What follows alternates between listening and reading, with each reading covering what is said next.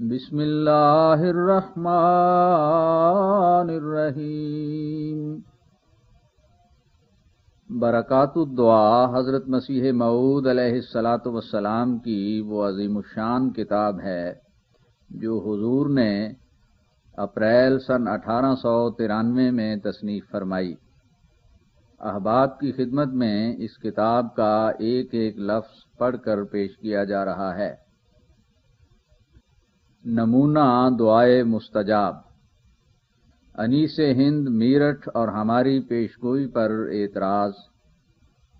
اس اخبار کا پرچہ مطبوعہ 25 مارچ سن 1893 جس میں میری اس پیشگوئی کی نسبت جو لیکھرام پشاوری کے بارے میں نے شائع کی تھی کچھ نکتہ چینی ہے مجھ کو ملا۔ مجھے معلوم ہوا ہے کہ بعض اور اخباروں پر بھی یہ کلمت الحق شائع گزرا ہے، اور حقیقت میں میرے لیے خوشی کا مقام ہے کہ یوں خود مخالفوں کے ہاتھوں اس کی شہرت اور اشاعت ہو رہی ہے۔ سو میں اس وقت اس نکتہ چینی کے جواب میں صرف اس قدر لکھنا کافی سمجھتا ہوں کہ جس طور اور طریق سے خدا تعالیٰ نے چاہا اسی طور سے کیا، میرا اس میں دخل نہیں۔ ہاں، یہ سوال کہ ایسی پیشگوئی مفید نہیں ہوگی اور اس میں شبہات باقی رہ جائیں گے، اس اعتراض کی نسبت میں خوب سمجھتا ہوں کہ یہ پیش از وقت ہے۔ میں اس بات کا خود ہی اقراری ہوں اور اب پھر اقرار کرتا ہوں کہ اگر جیسا کہ معترضوں نے خیال فرمایا ہے پیشگوئی کا ماحصل آخر کار یہی نکلا کہ کوئی معمولی تپ آیا یا معمولی طور پر کوئی درد ہوا یا ہیضہ ہوا اور پھر اصلی حالت صحت کی قائم ہو گئی، تو وہ پیشگوئی متصور نہیں ہوگی اور بلا شبہ ایک مکر اور فریب ہوگا، کیونکہ ایسی بیماریوں سے تو کوئی بھی خالی نہیں، ہم سب کبھی نہ کبھی بیمار ہو جاتے ہیں۔ پس اس صورت میں بلا شبہ میں اس سزا کے لائق ٹھہروں گا جس کا ذکر میں نے کیا ہے۔ لیکن اگر پیشگوئی کا ظہور اس طور سے ہوا کہ جس میں قہر الہی کے نشان صاف صاف اور کھلے طور پر دکھائی دیں، تو پھر سمجھو کہ خدا تعالیٰ کی طرف سے ہے۔ اصل حقیقت یہ ہے کہ پیشگوئی کی ذاتی عظمت اور ہیبت دنوں اور وقتوں کے مقرر کرنے کی محتاج نہیں، اس بارے میں تو زمانہ نزول عذاب کی ایک حد مقرر کر دینا کافی ہے۔ پھر اگر پیشگوئی فی الواقعہ ایک عظیم الشان ہیبت کے ساتھ ظہور پذیر ہو تو وہ خود دلوں کو اپنی طرف کھینچ لیتی ہے، اور یہ سارے خیالات اور یہ تمام نکتہ چینیاں جو پیش از وقت دلوں میں پیدا ہوتی ہیں ایسی معدوم ہو جاتی ہیں کہ منصف مزاج اہل الرائے ایک انفعال کے ساتھ اپنی رائوں سے رجوع کرتے ہیں۔ ما سوا اس کے یہ عاجز بھی تو قانون قدرت کے تحت میں ہے۔ اگر میری طرف سے بنیاد اس پیشگوئی کی صرف اس قدر ہے کہ میں نے صرف یاوہ گوئی کے طور پر چند احتمالی بیماریوں کو ذہن میں رکھ کر اور اٹکل سے کام لے کر یہ پیشگوئی شائع کی ہے، تو جس شخص کی نسبت یہ پیشگوئی ہے وہ بھی تو ایسا کر سکتا ہے کہ انہی اٹکلوں کی بنیاد پر میری نسبت کوئی پیشگوئی کر دے۔ بلکہ میں راضی ہوں کہ بجائے 6 برس کے جو میں نے اس کے حق میں میعاد مقرر کی ہے وہ میرے لیے 10 برس لکھ دے۔ لیکھرام کی عمر اس وقت شاید زیادہ سے زیادہ 30 برس کی ہوگی، اور وہ ایک جوان قوی ہیکل عمدہ صحت کا آدمی ہے، اور اس عاجز کی عمر اس وقت 50 برس سے کچھ زیادہ ہے، اور ضعیف اور دائم المرض اور طرح طرح کے عوارض میں مبتلا ہے۔ پھر باوجود اس کے مقابلہ میں خود معلوم ہو جائے گا کہ کون سی بات انسان کی طرف سے ہے اور کون سی بات خدا تعالیٰ کی طرف سے۔ اور معترض کا کہنا کہ ایسی پیشگوئیوں کا اب زمانہ نہیں ہے ایک معمولی فکرہ ہے جو اکثر لوگ منہ سے بول دیا کرتے ہیں۔ میری دانست میں تو مضبوط اور کامل صداقتوں کے قبول کرنے کے لیے یہ ایک ایسا زمانہ ہے کہ شاید اس کی نظیر پہلے زمانوں میں کوئی بھی نہ مل سکے۔ ہاں، اس زمانہ سے کوئی فریب اور مکر مخفی نہیں رہ سکتا، مگر یہ تو راست بازوں کے لیے اور بھی خوشی کا مقام ہے، کیونکہ جو شخص فریب اور سچ میں فرق کرنا جانتا ہے وہی سچائی کی دل سے عزت کرتا ہے اور بخوشی اور دوڑ کر سچائی کو قبول کر لیتا ہے، اور سچائی میں کچھ ایسی کشش ہوتی ہے کہ وہ آپ قبول کرا لیتی ہے۔ ظاہر ہے کہ زمانہ صدہا ایسی نئی باتوں کو قبول کرتا جاتا ہے جو لوگوں کے باپ دادوں نے قبول نہیں کی تھیں۔ اگر زمانہ صداقتوں کا پیاسا نہیں تو پھر کیوں ایک عظیم الشان انقلاب اس میں شروع ہے؟ زمانہ بے شک حقیقی صداقتوں کا دوست ہے نہ دشمن، اور یہ کہنا کہ زمانہ عقل مند ہے اور سیدھے سادے لوگوں کا وقت گزر گیا ہے، یہ دوسرے لفظوں میں زمانہ کی مذمت ہے۔ گویا یہ زمانہ ایک ایسا بد زمانہ ہے کہ سچائی کو واقعی طور پر سچائی پا کر پھر اس کو قبول نہیں کرتا، لیکن میں ہرگز قبول نہیں کروں گا کہ فی الواقعہ ایسا ہی ہے، کیونکہ میں دیکھتا ہوں کہ زیادہ تر میری طرف رجوع کرنے والے اور مجھ سے فائدہ اٹھانے والے وہی لوگ ہیں جو نو تعلیم یافتہ ہیں، جو بعض ان میں سے بی اے اور ایم اے تک پہنچے ہوئے ہیں، اور میں یہ بھی دیکھتا ہوں کہ یہ نو تعلیم یافتہ لوگوں کا گروہ صداقتوں کو بڑے شوق سے قبول کرتا جاتا ہے، اور صرف اسی قدر نہیں بلکہ ایک نو مسلم اور تعلیم یافتہ یوریشین انگریزوں کا گروہ جن کی سکونت مدراس کے احاطہ میں ہے ہماری جماعت میں شامل اور تمام صداقتوں پر یقین رکھتے ہیں۔ اب میں خیال کرتا ہوں کہ میں نے وہ تمام باتیں لکھ دی ہیں جو ایک خدا ترس آدمی کے سمجھنے کے لیے کافی ہیں۔ آریوں کا اختیار ہے کہ میرے اس مضمون پر بھی اپنی طرف سے جس طرح چاہیں حاشیے چڑھائیں، مجھے اس بات پر کچھ بھی نظر نہیں، کیونکہ میں جانتا ہوں کہ اس وقت اس پیشگوئی کی تعریف کرنا یا مذمت کرنا دونوں برابر ہیں۔ اگر یہ خدا تعالیٰ کی طرف سے ہے اور میں خوب جانتا ہوں کہ اسی کی طرف سے ہے، تو ضرور ہیبت ناک نشان کے ساتھ اس کا وقوع ہوگا اور دلوں کو ہلا دے گا، اور اگر اس کی طرف سے نہیں تو پھر میری ذلت ظاہر ہوگی، اور اگر میں اس وقت رقیق تعویلیں کروں گا تو یہ اور بھی ذلت کا موجب ہوگا۔ وہ ہستی قدیم اور پاک و قدوس جو تمام اختیارات اپنے ہاتھ میں رکھتا ہے، وہ کاذب کو کبھی عزت نہیں دیتا۔ یہ بالکل غلط بات ہے کہ لیکھ رام سے مجھ کو کوئی ذاتی عداوت ہے۔ مجھ کو ذاتی طور پر کسی سے بھی عداوت نہیں، بلکہ اس شخص نے سچائی سے دشمنی کی اور ایک ایسے کامل اور مقدس کو جو تمام سچائیوں کا چشمہ تھا توہین سے یاد کیا۔ اس لیے خدا تعالیٰ نے چاہا کہ اپنے ایک پیارے کی دنیا میں عزت ظاہر کرے۔ والسلام علی من اتبع الہدی۔ بسم اللہ الرحمن الرحیم، نحمدہ ونصلی علی رسولہ الکریم۔ سید احمد خان صاحب کے CSI کے رسالہ الدعاء والاستجابہ اور رسالہ تحریر فی اصول التفسیر پر ایک نظر۔ اے اسیر عقل خود بر ہستی خود کم بناز، این سے پہرے بل عجائب کیوں تو بسیارا برد، غیر را ہرگز نمی باشد گزر در کوئے حق، ہر کے آید ز آسماں او راز آں یارا برد، خود بخود فہمیدن قرآن گمان باطل است، ہر کے از خود آبرد او نجس و مردار آبرد۔ سید صاحب اپنے رسالہ مندرجہ عنوان میں دعا کی نسبت اپنا یہ عقیدہ ظاہر کرتے ہیں کہ استجابت دعا کے یہ معنی نہیں کہ جو کچھ دعا میں مانگا گیا ہے وہ دیا جائے،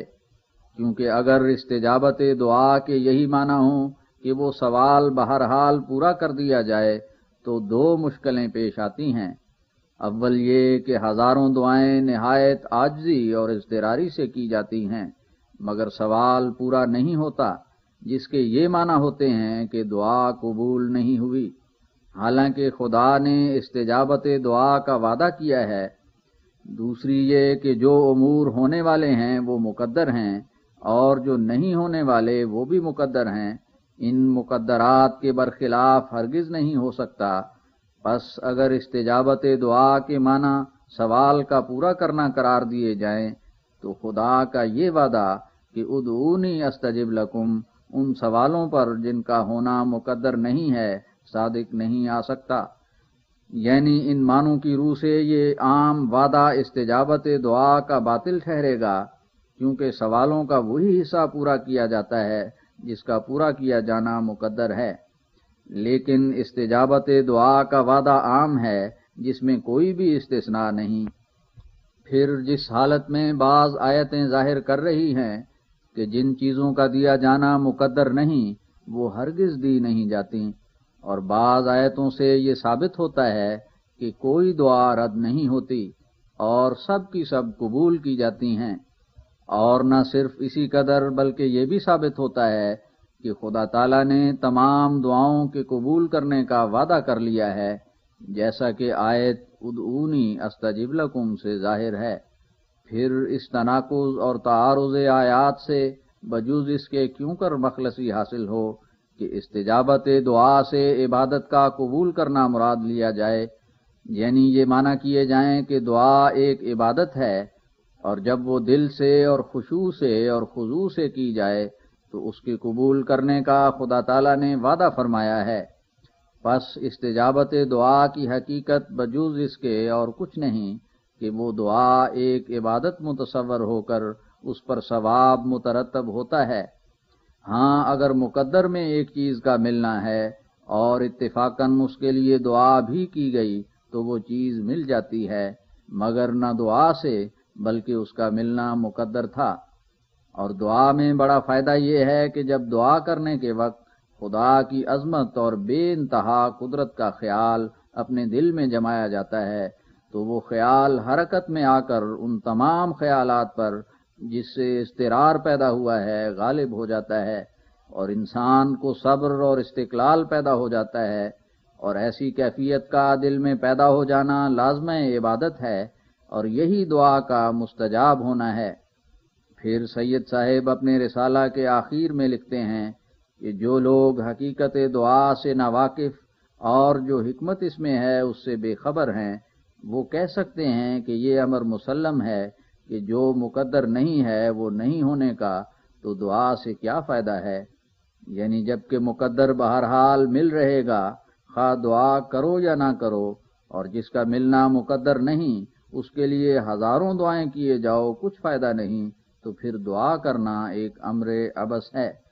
اس کے جواب میں سید صاحب فرماتے ہیں کہ اضطرار کے وقت استمداد کی خواہش رکھنا انسان کی فطرت کا خاصہ ہے، سو انسان اپنے فطرتی خاصہ سے دعا کرتا ہے بلا خیال اس کے کہ وہ ہوگا یا نہیں، اور بمقتضائے اس کی فطرت کے اس کو کہا گیا ہے کہ خدا ہی سے مانگو جو مانگو۔ اس تمام تحریر سے جس کو ہم نے بطور خلاصہ اوپر لکھ دیا ہے ثابت ہوا کہ سید صاحب کا یہ مذہب ہے کہ دعا ذریعہ حصول مقصود نہیں ہو سکتی، اور نہ تحصیل مقاصد کے لیے اس کا کچھ اثر ہے، اور اگر دعا کرنے سے کسی دائی کا فقط یہی مقصد ہو کہ بذریعہ دعا کوئی سوال پورا ہو جائے تو یہ خیال عبث ہے، کیونکہ جس امر کا ہونا مقدر ہے اس کے لیے دعا کی حاجت نہیں، اور جس کا ہونا مقدر نہیں ہے اس کے لیے تضرع و ابتحال بے فائدہ ہے۔ غرض اس تقریر سے بتمام تر صفائی کھل گیا کہ سید صاحب کا یہی عقیدہ ہے کہ دعا صرف عبادت کے لیے موضوع ہے، اور اس کو کسی دنیاوی مطلب کے حصول کا ذریعہ قرار دینا طمع خام ہے۔ اب واضح ہو کہ سید صاحب کو قرآنی آیات کے سمجھنے میں سخت دھوکہ لگا ہوا ہے، مگر ہم انشاءاللہ تعالی اس دھوکے کی کیفیت کو اس مضمون کے آخر میں بیان کریں گے۔ اس وقت ہم نہایت افسوس سے یہ ظاہر کرتے ہیں کہ اگر سید صاحب قرآن کریم کے سمجھنے میں فہم رسا نہیں رکھتے تھے تو کیا وہ قانون قدرت بھی جس کی پیروی کا وہ دم مارتے ہیں اور جس کو وہ خدا تعالیٰ کی فعلی ہدایت اور قرآن کریم کے اسرار غامضہ کا مفسر قرار دیتے ہیں، اس مضمون کے لکھنے کے وقت ان کی نظر سے غائب تھا؟ کیا سید صاحب کو معلوم نہیں کہ اگرچہ دنیا کی کوئی خیر و شر مقدر سے خالی نہیں، تاہم قدرت نے اس کے حصول کے لیے ایسے اسباب مقرر کر رکھے ہیں جن کے صحیح اور سچے اثر میں کسی عقل مند کو کلام نہیں؟ مثلاً اگرچہ مقدر پر لحاظ کر کے دوا کا کرنا نہ کرنا در حقیقت ایسا ہی ہے جیسا کہ دعا یا ترک دعا، مگر کیا سید صاحب یہ رائے ظاہر کر سکتے ہیں کہ مثلاً علم طب سراسر باطل ہے اور حکیم حقیقی نے دعاؤں میں کچھ بھی اثر نہیں رکھا؟ پھر اگر سید صاحب باوجود ایمان بالتقدیر کے اس بات کے بھی قائل ہیں کہ دوائیں بھی اثر سے خالی نہیں، تو پھر کیوں خدا تعالیٰ کے یکساں اور متشابہ قانون میں فتنہ اور تفریق ڈالتے ہیں؟ کیا سید صاحب کا یہ مذہب ہے کہ خدا تعالیٰ اس بات پر تو قادر تھا کہ تربد اور سکمونیا اور ثنا اور حب الملوک میں تو ایسا کبھی اثر رکھ دے کہ ان کی پوری خوراک کھانے کے ساتھ ہی دست چھوٹ جائیں، یا مثلاً سم الفار اور بیش اور دوسری ہلاہل زہروں میں وہ غضب کی تاثیر ڈال دی کہ ان کا کامل قدر شربت چند منٹوں میں ہی اس جہان سے رخصت کر دے، لیکن اپنے برگزیدوں کی توجہ اور عقد ہمت اور تضرع کی بھری ہوئی دعاؤں کو فقط مردہ کی طرح رہنے دے جن میں ایک ذرہ بھی اثر نہ ہو؟ کیا یہ ممکن ہے کہ نظام الہی میں اختلاف ہو اور وہ ارادہ جو خدا تعالیٰ نے دعاؤں میں اپنے بندوں کی بھلائی کے لیے کیا تھا وہ دعاؤں میں مرئی نہ ہو؟ نہیں، ہرگز نہیں، بلکہ خود سید صاحب دعاؤں کی حقیقی فلسفی سے بے خبر ہیں اور ان کی اعلیٰ تاثیروں پر ذاتی تجربہ نہیں رکھتے، اور ان کی ایسی مثال ہے جیسے کوئی ایک مدت تک ایک پرانی اور سال خوردہ اور مسلوب القوا دوا کو استعمال کرے اور پھر اس کو بے اثر پا کر اس دوا پر عام حکم لگاوے کہ اس میں کچھ بھی تاثیر نہیں۔ افسوس صد افسوس کہ سید صاحب باوجود کے پیرانہ سالی تک پہنچ گئے، مگر اب تک ان پر یہ سلسلہ نظام قدرت مخفی رہا کہ کیوں کر قضاء و قدر کو اسباب سے وابستہ کر دیا گیا ہے، اور کس قدر یہ سلسلہ اسباب اور مسببات کا باہم گہرے اور لازمی تعلقات رکھتا ہے، اور یہی وجہ ہے کہ وہ اس دھوکے میں پھنس گئے کہ انہوں نے خیال کر لیا کہ گویا بغیر ان اسباب کے جو قدرت نے روحانی اور جسمانی طور پر مقرر کر رکھے ہیں کوئی چیز ظہور پذیر ہو سکتی ہے۔ یوں تو دنیا میں کوئی چیز بھی مقدر سے خالی نہیں، مثلاً جو انسان آگ اور پانی اور ہوا اور مٹی اور اناج اور نباتات اور حیوانات اور جمادات وغیرہ سے فائدہ اٹھاتا ہے وہ سب مقدرات ہی ہیں، لیکن اگر کوئی نادان ایسا خیال کر لے کہ بغیر ان تمام اسباب کے جو خدا تعالیٰ نے مقرر کر رکھے ہیں اور بغیر ان راہوں کے جو قدرت نے معین کر دی ہیں ایک چیز بغیر توسط جسمانی یا روحانی وسائل کے حاصل ہو سکتی ہے، تو ایسا شخص گویا خدا تعالیٰ کی حکمت کو باطل کرنا چاہتا ہے۔ میں نہیں دیکھتا کہ سید صاحب کی تقریر کا بجوز اس کے کچھ اور بھی ماحصل ہے کہ وہ دعا کو من جملہ ان اسباب مؤثرہ کے نہیں سمجھتے جن کو انہوں نے بڑی مضبوطی سے تسلیم کیا ہوا ہے، بلکہ اس راہ میں حد سے زیادہ آگے قدم رکھ دیا ہے۔ مثلاً اگر سید صاحب کے پاس آگ کی تاثیر کا ذکر کیا جائے تو وہ ہرگز اس سے منکر نہیں ہوں گے اور ہرگز یہ نہیں کہیں گے کہ اگر کسی کا جلنا مقدر ہے تو بغیر آگ کے بھی جل رہے گا۔ تو پھر میں حیران ہوں کہ وہ باوجود مسلمان ہونے کے دعا کی تاثیروں سے جو آگ کی طرح کبھی اندھیرے کو روشن کر دیتی ہیں اور کبھی گستاخ دست انداز کا ہاتھ جلا دیتی ہیں کیوں منکر ہیں؟ کیا ان کو دعاؤں کے وقت تقدیر یاد آ جاتی ہے اور جب آگ وغیرہ کا ذکر کریں تو پھر تقدیر بھول جاتی ہے؟ کیا ان دونوں چیزوں پر ایک ہی تقدیر حاوی نہیں ہے؟ پھر جس حالت میں باوجود تقدیر ماننے کے وہ اسباب مؤثرہ کو اس شدت سے مانتے ہیں کہ اس کے غلوب میں وہ بدنام بھی ہو گئے، تو پھر اس کا کیا موجب ہے کہ وہ نظام قدرت جس کو وہ تسلیم کر چکے ہیں دعا میں ان کو یاد نہیں رہا؟ یہاں تک کہ مکھی میں تو کچھ تاثیر ہے مگر دعا میں اتنی بھی نہیں۔ پس اصل حقیقت یہ ہے کہ وہ اس کوچہ سے بے خبر ہیں اور نہ ذاتی تجربہ اور نہ تجربہ والوں کی ان کو صحبت ہے۔ اب ہم فائدہ عام کے لیے کچھ استجابت دعا کی حقیقت ظاہر کرتے ہیں، سو واضح ہو کہ استجابت دعا کا مسئلہ در حقیقت دعا کے مسئلہ کی ایک فرع ہے اور یہ قاعدہ کی بات ہے کہ جس شخص نے اصل کو سمجھا ہوا نہیں ہوتا اس کو فرع کے سمجھنے میں پیچیدگیاں واقع ہوتی ہیں اور دھوکے لگتے ہیں. پس یہی سبب سید کی غلط فہمی کا ہے. اور دعا کی ماہیت یہ ہے کہ ایک سعید بندہ اور اس کے رب میں ایک تعلق جاذبہ ہے، یعنی پہلے خدا تعالیٰ کی رحمانیت بندہ کو اپنی طرف کھینچتی ہے، پھر بندہ کے صدق کی کششوں سے خدا تعالیٰ اس سے نزدیک ہو جاتا ہے، اور دعا کی حالت میں وہ تعلق ایک خاص مقام پر پہنچ کر اپنے خواص عجیبہ پیدا کرتا ہے. سو جس وقت بندہ کسی سخت مشکل میں مبتلا ہو کر خدا تعالیٰ کی طرف کامل یقین اور کامل امید اور کامل محبت اور کامل وفاداری اور کامل ہمت کے ساتھ جھکتا ہے اور نہایت درجہ کا بیدار ہو کر غفلت کے پردوں کو چیرتا ہوا فنا کے میدانوں میں آگے سے آگے نکل جاتا ہے، پھر آگے کیا دیکھتا ہے کہ بارگاہ الوہیت ہے اور اس کے ساتھ کوئی شریک نہیں، تب اس کی روح اس آستانہ پر سر رکھ دیتی ہے اور قوت جذب جو اس کے اندر رکھی گئی ہے وہ خدا تعالیٰ کی عنایات کو اپنی طرف کھینچتی ہے. تب اللہ جل شانہ اس کام کے پورا کرنے کی طرف متوجہ ہوتا ہے اور اس دعا کا اثر ان تمام مبادی اسباب پر ڈالتا ہے جن سے ایسے اسباب پیدا ہوتے ہیں جو اس مطلب کے حاصل ہونے کے لیے ضروری ہیں. مثلا اگر بارش کے لیے دعا ہے تو بعد استجابت دعا کے وہ اسباب طبیعہ جو بارش کے لیے ضروری ہوتے ہیں اس دعا کے اثر سے پیدا کیے جاتے ہیں. اور اگر قحط کے لیے بد دعا ہے تو قادر مطلق مخالفانہ اسباب کو پیدا کر دیتا ہے. اسی وجہ سے یہ بات ارباب کشف اور کمال کے نزدیک بڑے بڑے تجارب سے ثابت ہو چکی ہے کہ کامل کی دعا میں ایک قوت تکوین پیدا ہو جاتی ہے، یعنی باذن ہی تعالی وہ دعا عالم سفلی اور علوی میں تصرف کرتی ہے اور عناصر اور اجرام فلکی اور انسانوں کے دلوں کو اس طرف لے آتی ہے جو طرف معید مطلوب ہے. خدا تعالیٰ کی پاک کتابوں میں اس کی نظیریں کچھ کم نہیں ہیں، بلکہ اعجاز کی بعض اقسام کی حقیقت بھی دراصل استجابت دعا ہی ہے.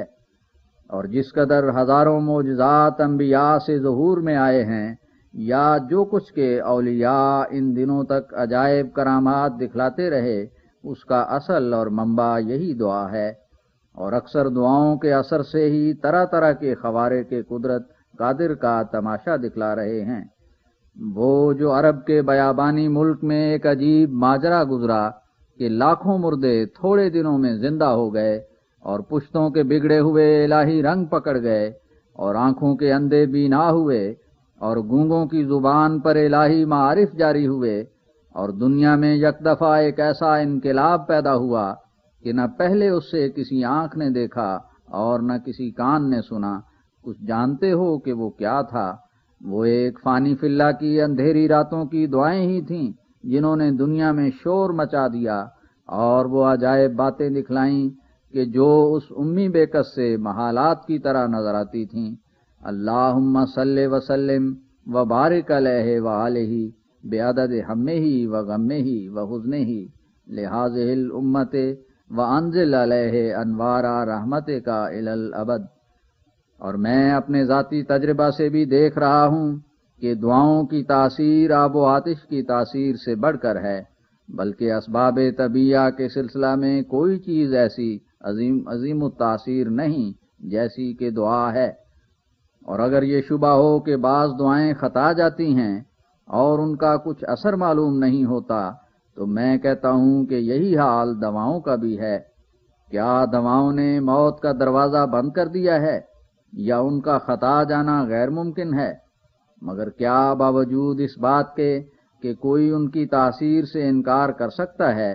یہ سچ ہے کہ ہر ایک امر پر تقدیر محیط ہو رہی ہے، مگر تقدیر نے علوم کو ضائع اور بے حرمت نہیں کیا اور نہ اسباب کو بے اعتبار کر کے دکھلایا،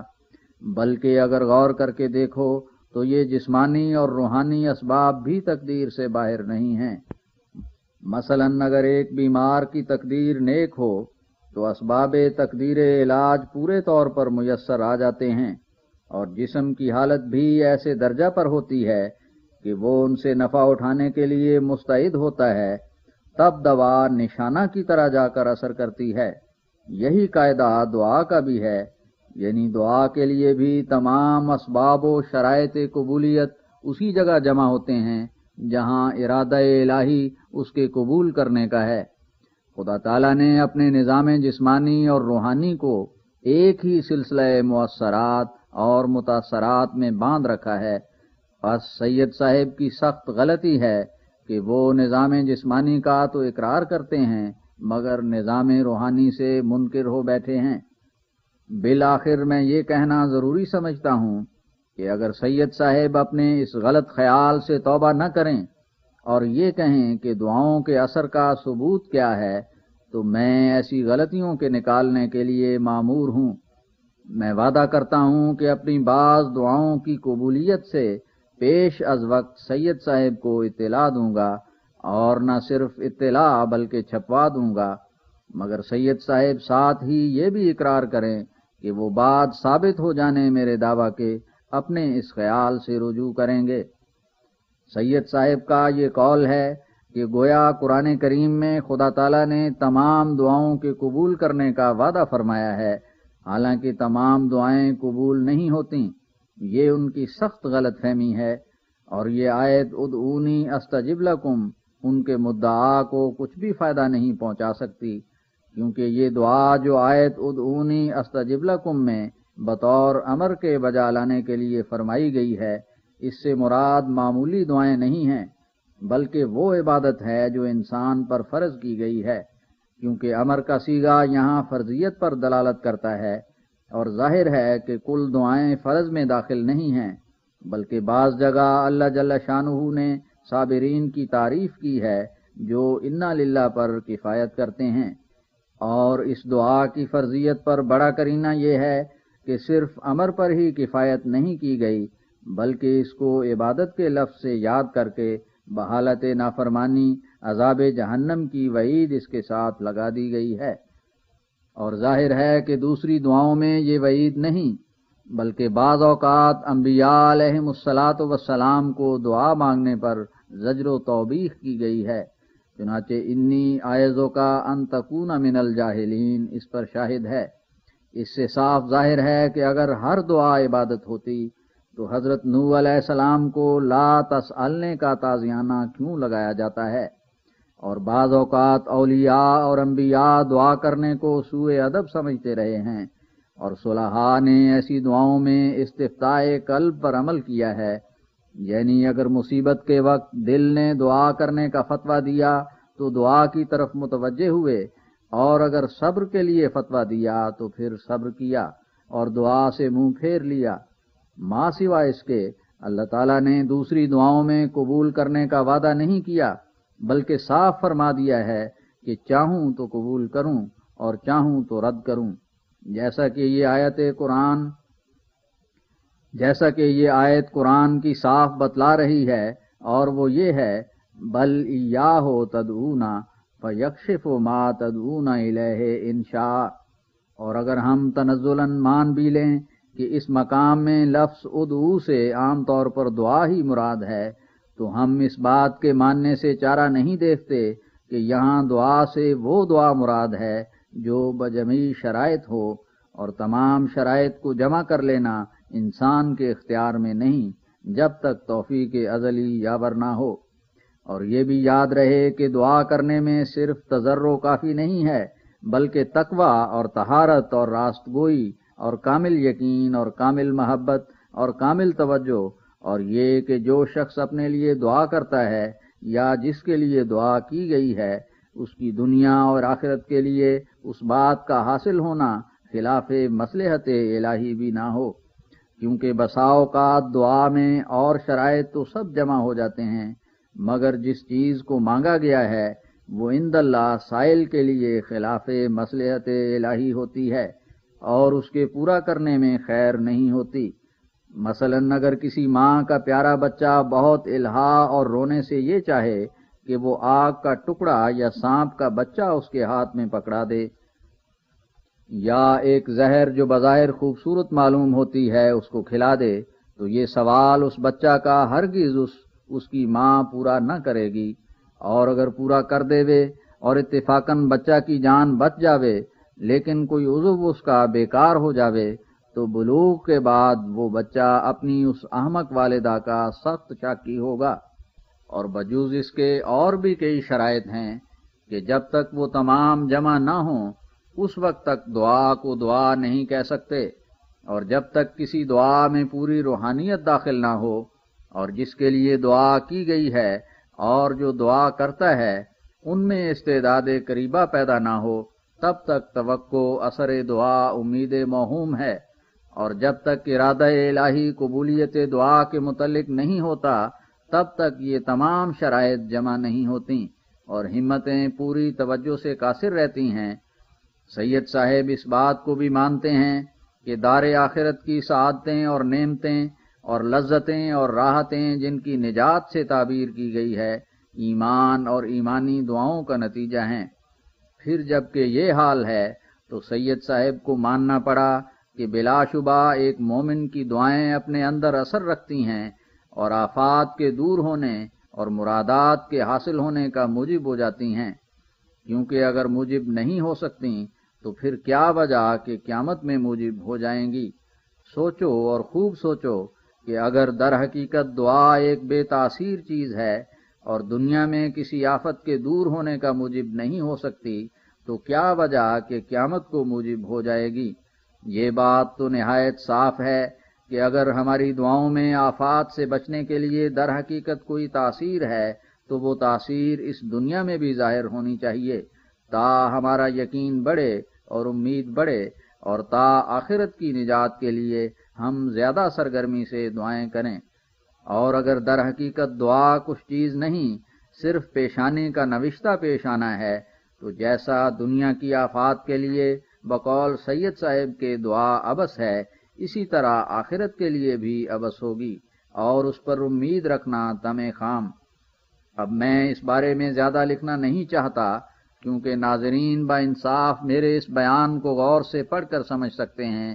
کہ میں نے سید صاحب کی غلط فہمی کا ثبوت کافی دے دیا۔ ماں سوائے اس کے اگر سید صاحب اب بھی اپنی ہٹ دھرمی سے باز نہ آویں تو ایک دوسرا طریق بھی ان پر حجت پورا کرنے کے لیے لکھا گیا ہے۔ اگر وہ طالب حق ہوں گے تو اعراض نہیں کریں گے، اور سید صاحب کی دوسری کتاب جس کا نام تحریر فی اصول تفسیر ہے ان کی اس کتاب سے بالکل مناقض اور مغائر پڑی ہوئی ہے، گویا سید صاحب نے کسی مدہوشی کی حالت میں یہ دونوں رسالے لکھے ہیں، کیونکہ سید صاحب استجابت دعا کے رسالے میں تو تقدیر کو مقدم رکھتے ہیں اور اسباب عادیہ کو گویا ہیچ خیال کرتے ہیں، اور اسی بنا پر استجابت دعا سے انکار کرتے ہیں، کیونکہ دعا من جملہ اسباب عادیہ کے ہے جس پر 1,00,000 سے زیادہ نبی اور کئی کروڑ ولی گواہی دیتا چلا آیا ہے۔ حضور حاشیہ میں فرماتے ہیں، قطب ربانی و غوث سبحانی سید عبد القادر جیلانی رضی اللہ عنہ نے جس قدر اپنی کتاب فتوح الغیب میں کامل کی توجہ اور دعا کا اثر اپنے تجارب کی روح سے لکھا ہے، ہم عام فائدہ کے لیے وہ عبارتیں ما ترجمہ ذیل میں لکھتے ہیں۔ اس تحریر سے مطلب یہ ہے کہ ہر ایک فن میں اسی شخص کی شہادت معتبر سمجھی جاتی ہے جو اس فن کا محقق ہوتا ہے، پس اس بنا پر استجابت دعا کی فلسفی اس شخص کو سچے طور پر معلوم ہو سکتی ہے جس کو خدا تعالیٰ سے سچے تعلقات صدق اور محبت کے حاصل ہوں۔ پس سید احمد خان صاحب سے اس پاک فلسفی کا دریافت کرنا ایسا ہے جیسے ایک بیتار سے کسی انسان کی مرض کا علاج پوچھنا۔ سید صاحب اگر کسی دنیاوی گورنمنٹ کے تعلقات ان کی رعایا کے ساتھ بیان کریں تو بلا شبہ وہ اس بات کے لائق ہیں، مگر خدا تعالیٰ کی باتیں خدائی لوگ جانتے ہیں، اور وہ عبارت یہ ہے، فَاجْعَلْ أَنْتَ أَجْمَلَتَكَ وَأَجْزَاءَكَ أَصْنَامًا مَعَ سَائِرِ الْخَلْقِ وَلَا تُطِعْ شَيْئًا مِّن ذَلِكَ لَا تَتْبَعْهُ جُمْلَةً فَتَكُونُ كِبْرِيتًا أَحْمَرَ فَلَا تَكَادُ ترا فحینئذ تکون وارث کل نبی و رسول وبک تختم الولایت وتنکشف الکروب وبک تسقى الغیوث وبک تنبت الزروع وبک تدفع البلایا والمحن عن الخاص والعام واہل الصغور وتقلبک ید القدرت ویدعوک لسان الازل وتنزل منازل من سلف من اولی العلم ویرد علیک التکوین وخرق العادات وتؤمن علی الاسرار والعلوم اللدنیت وغرائبها۔ ترجمہ، یعنی اگر تو خدا تعالیٰ کا مقبول بننا چاہتا ہے تو اس بات پر یقین کر لے اور ایسا سمجھ لے کہ تیرے ہاتھ، تیرے پاؤں، تیری زبان، تیری آنکھ اور تیرا سارا وجود اور اس کے تمام اجزاء تیری راہ میں بت ہی ہیں، اور مخلوق میں سے دوسری تمام چیزیں بھی تیری راہ میں بت ہیں۔ تیرے بچے، تیری بیوی اور ہر ایک دنیا کی مراد جو تو چاہتا ہے، اور دنیا کا مال اور دنیا کی عزت اور دنیا کا ننگ و ناموس اور دنیا کا رجا اور خوف اور زید و بکر پر توکل یا خالد و ولید کی ضرر رسانی کا خوف، یہ سب تیری راہ میں بت ہیں۔ سو تو ان بتوں میں سے کسی کا فرما بردار مت ہو اور سارا اسی کی پیروی میں غرق نہ ہو جا، یعنی صرف بقدر حقوق شرعیہ اور سنن صالحین اس کی رعایت رکھ۔ بس اگر تو نے ایسا کر لیا تو کبریت احمر ہو جائے گا اور تیرا مقام نہایت رفیع ہوگا، یہاں تک کہ تو نظر نہیں آئے گا، اور خدا تعالیٰ تجھے اپنے نبیوں اور رسولوں کا وارث بنا دے گا، یعنی ان کے علوم و معارف اور برکات جو مخفی اور ناپدید ہو گئے تھے وہ اثر نو تجھ کو عطا کیے جائیں گے، اور ولایت تیرے پر ختم ہوگی، یعنی تیرے بعد کوئی نہیں اٹھے گا جو تجھ سے بڑا ہو، اور تیری دعاؤں اور تیری عقد ہمت اور تیری برکت سے لوگوں کے سخت غم دور کیے جائیں گے، اور قحط زدوں کے لیے بارشیں ہوں گی اور کھیتیاں اگیں گی، اور بلائیں اور محنتیں ہر ایک خاص و عام کی، یہاں تک کہ بادشاہوں کی مصیبتیں تیری توجہ اور دعا سے دور ہوں گی، اور ید قدرت تیرے ساتھ ہوگا، اور جس طرف وہ پھرے اسی طرف تو پھرے گا، اور لسان الازل تجھے اپنی طرف بلائے گی، یعنی جو کچھ تیری زبان پر جاری ہو جائے گا وہ خدا تعالیٰ کی طرف سے ہوگا اور اس میں برکت رکھی جائے گی، اور تو ان تمام راست بازوں کا قائم مقام کیا جائے گا جن کو تجھ سے پہلے علم دیا گیا،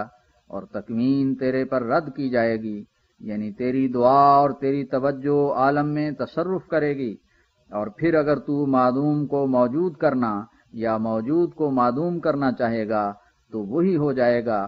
اور امور خارق عادت تجھ سے ظاہر ہوں گے، اور تجھ کو اسرار اور علوم لدنیہ اور معارف غریبہ عطا ہوں گے جن کے لیے تو امین اور مستحق سمجھا جائے گا۔ فرمایا، اور نبیوں کے ہاتھ میں بجز دعا کے اور کیا تھا؟ اور دوسرے رسالہ میں گویا سید صاحب تقدیر کو کچھ چیز ہی نہیں سمجھتے، کیونکہ تمام اشیاء کو انہوں نے ایک مستقل وجود قرار دے دیا ہے کہ گویا وہ تمام چیزیں خدا تعالیٰ کے ہاتھ سے نکل گئی ہیں، اب اس کو ان کی تبدیل اور تغییر پر کچھ بھی اختیار نہیں، اور گویا اس کی خدائی فقط ایک تنگ دائرہ میں محدود ہے، اور اس کے قادرانہ تصرفات آگے نہیں بلکہ پیچھے رہ گئے ہیں، اور جو اشیاء پر حالت وارد ہے وہ اس کی تقدیر نہیں بلکہ اب وہ مخلوقات کی ایک ذاتی خاصیت ہے جو قابل تغیر و تبدیل نہیں، کیونکہ تقدیر کے مفہوم کو اختیار مقدر لازم پڑا ہوا ہے، پس ظاہر ہے کہ جن خواص پر خدا تعالیٰ کا کچھ بھی اختیار باقی نہیں رہا، پھر ان خواص کو اس کی تقدیر کیوں کر کہنا چاہیے، اور اگر اختیار ہے تو پھر امکان تبدیل باقی ہے۔ غرض سید صاحب نے اس دوسرے رسالہ میں مقدر حقیقی کی حکومت تمام چیزوں کے سر پر سے ایسی اٹھا دی ہے کہ وہ اپنے خواص میں بقول سید صاحب تابع مرضی مالک نہیں رہیں، بلکہ ایکٹ مزارعان کی 5ویں دفعہ کے موروثیوں کے لیے جو حقوق انگریزوں نے قائم کیے ہیں، یعنی یہ کہ مالک کو کسی قسم کے تصرف کا ان پر اختیار نہیں ہوگا، اسی قسم کے موروثی سید صاحب نے بھی تمام چیزوں آگ وغیرہ کو ٹھہرا دیا ہے، بلکہ سید صاحب کے قانون میں انگریزوں کے قانون سے زیادہ تشدد ہے، کیونکہ انگریزوں نے 5ویں دفعہ کے موروثی کے اخراج کے لیے ایک صورت قائم بھی کر دی ہے، اور وہ یہ کہ جب موروثی 1 سال تک لگانے واجب کا ایک حصہ خواہ 2 آنا بھی ہوں ادا نہ کرے تو خارج ہو سکتا ہے، مگر سید صاحب نے تو ہر حال میں حقوق مالک کو تلف کر دیا، اور یہ ظلم عظیم ہے۔ اور سید صاحب نے جو اپنے دوست حریف سے تفسیر قرآن کریم کا معیار مانگا ہے، سو میں نے مناسب سمجھا کہ اس جگہ بھی سید صاحب کی کسی قدر میں ہی خدمت کر دوں، کیونکہ بھولے کو راہ بتانا سب سے پہلے میرا فرض ہے، سو جاننا چاہیے۔ سب سے اول معیار تفسیر صحیح کا شواہد قرآنی ہیں۔ یہ بات نہایت توجہ سے یاد رکھنی چاہیے کہ قرآن کریم اور معمولی کتابوں کی طرح نہیں، جو اپنی صداقتوں کے ثبوت یا انکشاف کے لیے دوسرے کا محتاج ہو۔ وہ ایک ایسی متناسب عمارت کی طرح ہے جس کی ایک اینٹ ہلانے سے تمام عمارت کی شکل بگڑ جاتی ہے۔ اس کی کوئی صداقت ایسی نہیں ہے جو کم سے کم 10 یا 20 شاہد اس کے خود اسی میں موجود نہ ہوں۔ سو اگر ہم قرآن کریم کی ایک آیت کے ایک معنی کریں تو ہمیں دیکھنا چاہیے کہ ان معنوں کی تصدیق کے لیے دوسرے شواہد قرآن کریم سے ملتے ہیں یا نہیں۔ اگر دوسرے شواہد دستیاب نہ ہوں بلکہ ان معنوں کی دوسری آیتوں سے صریح معارض پائے جائیں تو ہمیں سمجھنا چاہیے کہ وہ معنی بالکل باطل ہیں، کیونکہ ممکن نہیں کہ قرآن کریم میں اختلاف ہو، اور سچے معنوں کی یہی نشانی ہے کہ قرآن کریم میں سے ایک لشکر شواہد بینہ کا اس کا مصدق ہو۔ دوسرا معیار رسول اللہ صلی اللہ علیہ وسلم کی تفسیر ہے۔ اس میں کچھ شک نہیں کہ سب سے زیادہ قرآن کے معنی سمجھنے والے ہمارے پیارے اور بزرگ نبی حضرت رسول اللہ صلی اللہ علیہ وسلم تھے۔ پس اگر حضرت صلی اللہ علیہ وسلم سے کوئی تفسیر ثابت ہو جائے تو مسلمان کا فرض ہے کہ بلا توقف اور بلا دغدغہ قبول کرے، نہیں تو اس میں الحاد اور فلسفیت کی رگ ہوگی۔ تیسرا معیار صحابہ کی تفسیر ہے۔ اس میں کچھ شک نہیں کہ صحابہ رضی اللہ عنہم حضرت صلی اللہ علیہ وسلم کے نوروں کو حاصل کرنے والے اور علم نبوت کے پہلے وارث تھے، اور خدا تعالیٰ کا ان پر بڑا فضل تھا، اور نصرت الہی ان کی قوت مدرکہ کے ساتھ تھی، کیونکہ ان کا نہ صرف قال بلکہ حال تھا۔ چوتھا معیار خود اپنا نفس مطہر لے کر قرآن کریم میں غور کرنا ہے، کیونکہ نفس مطہرہ سے قرآن کریم کو مناسبت ہے۔ اللہ جل شانہ فرماتا ہے لا یمسہ الا المطہرون، یعنی قرآن کریم کے حقائق صرف ان پر کھلتے ہیں جو پاک دل ہوں، کیونکہ مطہر القلب انسان پر قرآن کریم کے پاک معارف بوجہ مناسبت کھل جاتے ہیں، اور وہ ان کو شناخت کر لیتا ہے اور سونگ لیتا ہے، اور اس کا دل بول اٹھتا ہے کہ ہاں یہی سچی راہ ہے،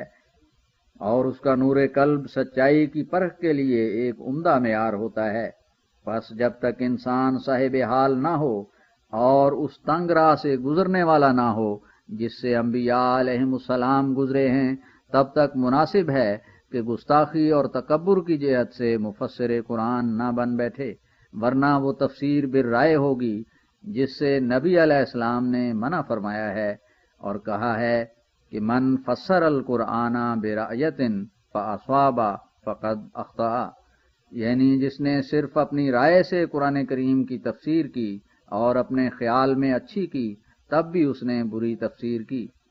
پانچواں معیار لغت عربی ہے، لیکن قرآن کریم نے اپنے وسائل آپ اس قدر قائم کر دیے ہیں کہ چنداں لغات عرب کی تفتیش کی حاجت نہیں۔ ہاں موجب زیادت بصیرت بے شک ہے، بلکہ بعض اوقات قرآن کریم کے اسرار مخفیہ کی طرف لغت کھودنے سے توجہ پیدا ہو جاتی ہے اور ایک بھید کی بات نکل آتی ہے۔ چھٹا معیار روحانی سلسلہ کے سمجھنے کے لیے سلسلہ جسمانی ہے، کیونکہ خداوند تعالیٰ کے دونوں سلسلوں میں بکلی تطابق ہے۔ ساتواں معیار وحی ولایت اور مکاشفات محدثین ہیں۔ حضور حاشیے میں فرماتے ہیں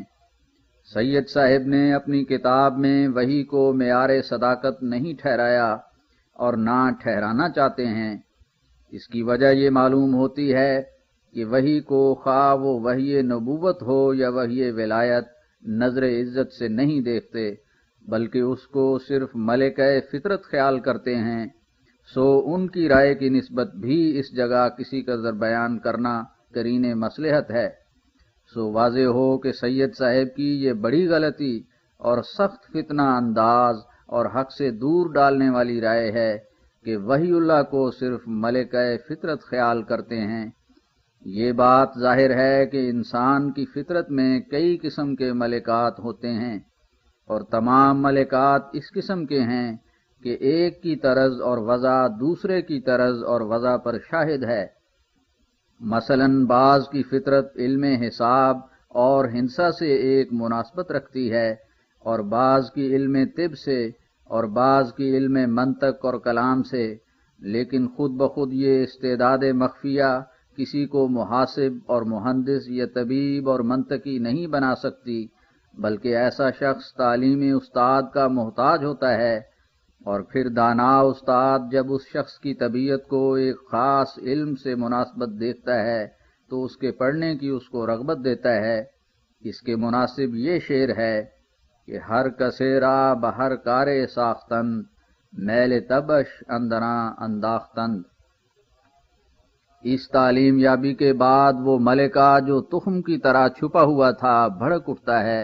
اور طرح طرح کی باریکیاں اس علم کی اس کو سوجتی ہیں، اور جو کچھ اس فن کے متعلق نئے نئے امور من جانب اللہ اس کے دل میں پیدا ہوتے ہیں، اگر ان کا الہام اور القاء نام رکھیں تو کچھ بعید نہیں ہوتا، کیونکہ بلا شبہ وہ تمام عمدہ باتیں جن سے انسانوں کو نفع پہنچتا ہے خدا تعالیٰ کی طرف سے دل میں ڈالی جاتی ہیں، جیسا کہ اللہ جل شانہ بھی در حقیقت اسی کی طرف اشارہ فرما کر کہتا ہے فَأَلْهَمَهَا فُجُورَهَا وَتَقْوَاهَا، یعنی بری باتیں اور نیک باتیں جو انسانوں کے دلوں میں پڑتی ہیں وہ خدا تعالیٰ کی طرف سے ہی الہام ہوتی ہیں۔ اچھا آدمی اپنی اچھی طبیعت کی وجہ سے اس لائق ہوتا ہے کہ اچھی باتیں اس کے دل میں پڑیں،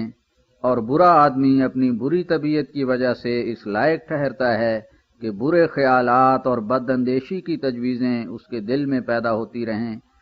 اور در حقیقت نیک انسان اس قسم کے الہامات کے حاصل کرنے کے لیے فطرتاً ایک نیک ملکہ اپنے اندر رکھتا ہے، اور برا انسان فطرتاً ایک برا ملکہ رکھتا ہے۔ چنانچہ اسی ملکہ فطرتی کی وجہ سے بہت سے لوگ اچھی اور بری تالیفیں اور پاک اور ناپاک ملفوظات اپنی یادگار چھوڑ گئے ہیں، مگر سوال یہ ہے کہ کیا انبیاء کی وحی کی بھی یہی حقیقت ہے کہ وہ بھی در حقیقت ایک ملکہ فطرت ہے جو اس قسم کے القاء سے فیض یاب ہوتا رہتا ہے، جس کی تفصیل ابھی بیان ہوئی ہے؟ اگر صرف اتنی ہی بات ہے تو حقیقت معلوم شد، کیونکہ انبیاء کی وحی کو صرف ایک ملکہ فطرت قرار دے کر پھر انبیاء اور اسی قسم کے دوسرے لوگوں میں ما بہل امتیاز قائم کرنا نہایت مشکل ہے۔ شاید سید صاحب اس جگہ یہ فرمائیں کہ ہم وحی مطلوب کے قائل ہیں، یعنی قرآن کریم با الفاظ وحی ہے، مگر میں سید صاحب کی اس حکمت عملی کو خوب سمجھتا ہوں۔ وہ اس وحی مطلوب کے ہرگز قائل نہیں جس کے ہم لوگ قائل ہیں۔ ظاہر ہے کہ یوں تو کوئی القاء الفاظ کے بغیر نہیں ہوتا، اور ایسے معانی جو الفاظ سے مجرد ہوں ذہن میں آ ہی نہیں سکتے، لیکن پھر خود قرآن اور حدیث رسول اللہ صلی اللہ علیہ وسلم میں بھی ایک فرق ہے، اور اسی فرق کی بنا پر حدیث کے الفاظ کو اس چشمہ سے نکلا ہوا قرار نہیں دیتے جس چشمہ سے قرآن کے الفاظ نکلے ہیں۔ گو عام القاء اور الہام کا مفہوم مد نظر رکھ کر حدیث کے الفاظ بھی من جانب اللہ ہیں۔ چنانچہ آیت وما ینطق عن الہوا ان ہوا الا وحی یوحی، النجم آیت 4 اس پر شہادت دے رہی ہے۔ یہ بات تو ہم دوبارہ یاد دلا دیتے ہیں کہ گو کسی قسم کا القاء ہو الفاظ ہمیشہ ساتھ ہوں گے۔ مثلاً ایک شاعر جو ایک مصرع کے لیے دوسرا مصرع تلاش کر رہا ہے، تو جب اس کے ذہن پر من جانب اللہ کوئی القاء ہوگا تو الفاظ کے ساتھ ہی ہوگا۔ اب جب کہ یہ بات پختہ طور پر فیصلہ پا گئی کہ حکماء اور عرفاء اور شعراء کو بھی خدا تعالیٰ کی طرف سے ہی القاء ہوتا ہے، اور وہ بھی الہام مطلوب ہی ہوتا ہے، اور ان میں سے راست بازوں کو راستی کا اور بدوں کو بدی کا ایک ملکہ عطا کیا جاتا ہے، اور مناسب حال اس ملکہ کے وقتاً فوقتاً ان کو الہام ہوتا رہتا ہے۔ مثلاً جس نے ریل ایجاد کی اس کو یہی القاء ہی ہوا تھا، اور جو تارے برقی کا موجد گزرا ہے وہ بھی ان معنوں کر کے ملہم ہی تھا۔ تو وہی اعتراض جس کا ذکر ہم کر چکے ہیں سید صاحب پر وارد ہوگا۔ اگر سید صاحب یہ جواب دیں کہ در حقیقت نفس القاء میں تو انبیاء اور حکماء بلکہ کافر اور مومن برابر ہیں، مگر فرق یہ ہے کہ انبیاء کا القاء ہمیشہ صحیح ہوتا ہے، تو ایسے جواب میں سید صاحب کو اس بات کا قائل ہونا پڑے گا کہ وحی نبوت کفار کے الہام سے کوئی ذاتی امتیاز نہیں رکھتی، صرف یہ زائد امر ہے کہ انبیاء کی وحی غلطی سے پاک ہوتی ہے، اور ارسطو اور افلاطون وغیرہ حکماء کی وحی غلطی سے پاک نہیں تھی۔ لیکن یہ دعویٰ بے دلیل ہے، بلکہ سراسر تحکم ہے، کیونکہ اس صورت میں ہمیں ماننا پڑتا ہے کہ وہ حصہ کثیر حکماء کے مواعظ اور نصائح اور اخلاقی باتوں کا جو غلطیوں سے پاک اور قرآن کے موافق ہے اس کو بلا شبہ کلام الہی سمجھیں اور فرقان حمید کے برابر قرار دے دیں، اور اس کی وحی مطلوب ہونے پر ایمان لائیں، اور دوسرا حصہ جس میں غلطی ہو اس کو اسی طرح اجتہادی غلطیوں کی مد میں داخل کر دیں جیسا کہ انبیاء سے بھی کبھی اجتہادی غلطی ہو جاتی ہے، اور پھر اس اصول کے لحاظ سے ایسے حکماء بلکہ کفار کو بھی نبی سمجھ لیں۔ اب ظاہر ہے کہ در حقیقت یہ ایسا خیال ہے کہ قریب ہے کہ سید صاحب کا ایمان اس سے ضائع ہو جائے، بلکہ شاید کسی موقع پر نیوٹن وغیرہ حکماء کی وحی کو قرآن کی وحی سے اعلیٰ سمجھنے لگیں۔ افسوس کہ اگر سید صاحب قرآن کے معنی سمجھنے کے لیے قرآن کو ہی معیار ٹھہراتے تو اس ہلاکت کے گڑھے میں گرنے سے بچ جاتے۔ قرآن نے کسی جگہ اپنی وحی کی یہ مثال پیش نہیں کی کہ وہ اس چشمہ کی مانند ہے کہ جو زمین سے جوش مارتا ہے، بلکہ ہر جگہ یہی مثال پیش کی کہ وہ اس بارش کی مانند ہے کہ جو آسمان سے نازل ہوتی ہے۔ اور اگر سید صاحب لکھنے کے وقت کسی صاحب حال سے پوچھ لیتے کہ وحی اللہ کیا شے ہے اور کیوں کر نازل ہوتی ہے تو تب بھی اس لغزش سے بچ جاتے۔ اس ٹھوکر سے سید صاحب نے ایک جماعت کثیرہ مسلمان کو تباہ کر دیا اور قریب قریب الحاد اور دہریت کے پہنچا دیا، اور وحی نبوت کی عزت کو کھو کر اس فطرتی ملکہ تک محدود کر دیا جس میں کافر اور بے ایمان بھی شریک ہیں۔ اس وقت میں محض للہ اپنی شہادت سید صاحب کی خدمت میں پیش کرتا ہوں، شاید خدا تعالیٰ ان پر فضل کرے۔ سو اے عزیز سید، مجھے اس اللہ جل شانہ کی قسم ہے کہ یہ بات واقعی صحیح ہے کہ وحی آسمان سے دل پر ایسی گرتی ہے جیسے کہ آفتاب کی شعاع دیوار پر۔ میں ہر روز دیکھتا ہوں کہ جب مکالمہ الہیہ کا وقت آتا ہے تو اول یک دفعہ مجھ پر ایک ربودگی طاری ہوتی ہے، تب میں ایک تبدیل یافتہ چیز کی مانند ہو جاتا ہوں، اور میری حس اور میرا ادراک اور ہوش گو بگفتن باقی ہوتا ہے، مگر اس وقت میں پاتا ہوں کہ گویا ایک وجود شدید الطاقت نے میرے تمام وجود کو اپنی مٹھی میں لے لیا ہے، اور اس وقت احساس کرتا ہوں کہ میری ہستی کی تمام رگیں اس کے ہاتھ میں ہیں، اور جو کچھ میرا ہے اب وہ میرا نہیں بلکہ اس کا ہے۔ جب یہ حالت ہو جاتی ہے تو اس وقت سب سے پہلے خدا تعالیٰ دل کے ان خیالات کو میری نظر کے سامنے پیش کرتا ہے جن پر اپنے کلام کی شعاع ڈالنا اس کو منظور ہوتا ہے، تب ایک عجیب کیفیت سے وہ خیالات یکے بعد دیگرے نظر کے سامنے آتے ہیں، اور ایسا ہوتا ہے کہ جب ایک خیال مثلاً زید کی نسبت دل میں آیا کہ وہ فلاں مرض سے صحت یاب ہوگا یا نہ ہوگا، تو جھٹ اس پر ایک ٹکڑا کلام الہی کا ایک شعاع کی طرح گرتا ہے، اور بسا اوقات اس کے گرنے کے ساتھ تمام بدن ہل جاتا ہے۔ پھر وہ مقدمہ طے ہو کر دوسرا خیال سامنے آتا ہے، ادھر وہ خیال نظر کے سامنے کھڑا ہوا اور ادھر ساتھ ہی ایک ٹکڑا الہام کا اس پر گرا، جیسا کہ ایک تیر انداز ہر ایک شکار کے نکلنے پر تیر مارتا جاتا ہے، اور عین اس وقت میں محسوس ہوتا ہے کہ یہ سلسلہ خیالات کا ہماری ملکہ فطرت سے پیدا ہوتا ہے، اور کلام جو اس پر گرتا ہے وہ اوپر سے نازل ہوتا ہے، اگرچہ شعراء وغیرہ کو بھی سوچنے کے بعد القاء ہوتا ہے، مگر اس وحی کو اس سے مناسبت دینا سخت بے تمیزی ہے، کیونکہ وہ القاء خوض اور فکر کا ایک نتیجہ ہوتا ہے، اور ہوش و حواس کی قائمی اور انسانیت کی حد میں ہونے کی حالت میں ظہور کرتا ہے، لیکن یہ القاء صرف اس وقت ہوتا ہے کہ جب انسان اپنے تمام وجود کے ساتھ خدا تعالیٰ کے تصرف میں آ جاتا ہے اور اپنا ہوش اور اپنا خوض کسی طور سے اس میں دخل نہیں رکھتا۔ اس وقت زبان ایسی معلوم ہوتی ہے کہ گویا یہ اپنی زبان نہیں اور ایک دوسری زبردست طاقت اس سے کام لے رہی ہے، اور یہ صورت جو میں نے بیان کی ہے اس سے صاف سمجھ میں آ جاتا ہے کہ فطرتی سلسلہ کیا چیز ہے اور آسمان سے کیا نازل ہوتا ہے۔ بالآخر میں دعا کرتا ہوں کہ خدا تعالیٰ اس منحوس نیچریت کو مسلمانوں کے دلوں سے ایسا دھو دے کہ کوئی داغ اس کا باقی نہ رہے، کیونکہ اسلام کی برکتیں جس آنکھ سے دیکھی جاتی ہیں وہ آنکھ تب تک نہیں کھلے گی جب تک کہ یہ دخان آگے سے دور اور دفع نہیں ہوگا۔ اے نیچر شوق اینچے ایزاست، از دست تو فتنہ ہر طرف خاست،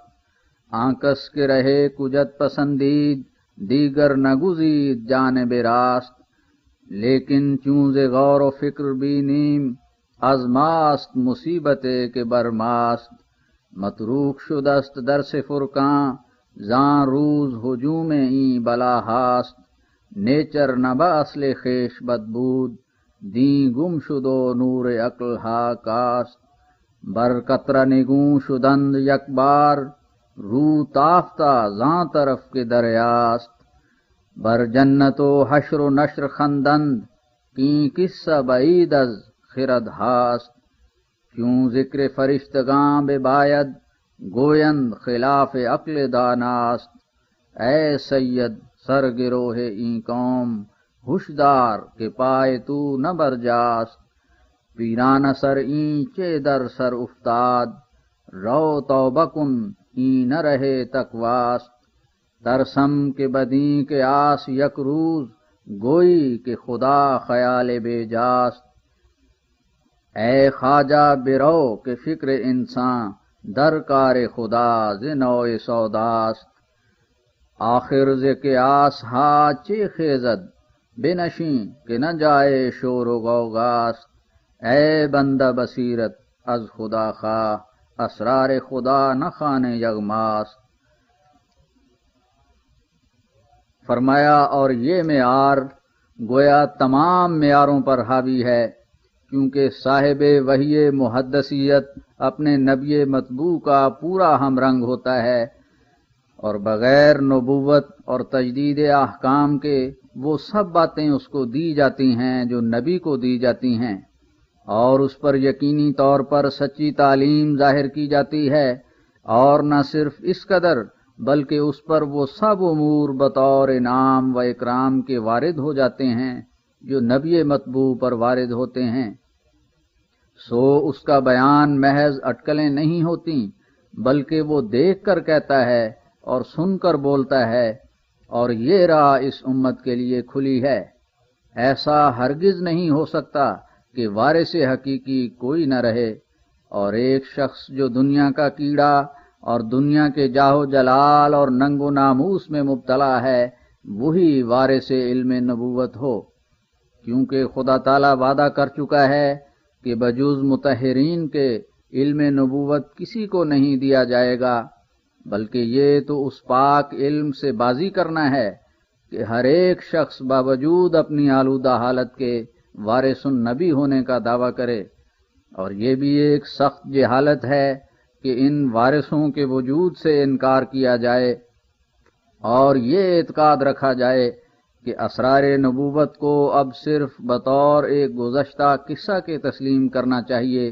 جن کا وجود ہماری نظر کے سامنے نہیں ہے اور نہ ہونا ممکن ہے اور نہ ان کا کوئی نمونہ موجود ہے۔ بات یوں نہیں ہے، کیونکہ اگر ایسا ہوتا تو اسلام زندہ مذہب نہ کہلا سکتا، بلکہ اور مذہبوں کی طرح یہ بھی مردہ مذہب ہوتا، اور اس صورت میں اعتقاد مسئلہ نبوت بھی صرف ایک قصہ ہوتا جس کا گزشتہ کرنوں کی طرف حوالہ دیا جاتا۔ مگر خدا تعالیٰ نے ایسا نہیں چاہا، کیونکہ وہ خوب جانتا تھا کہ اسلام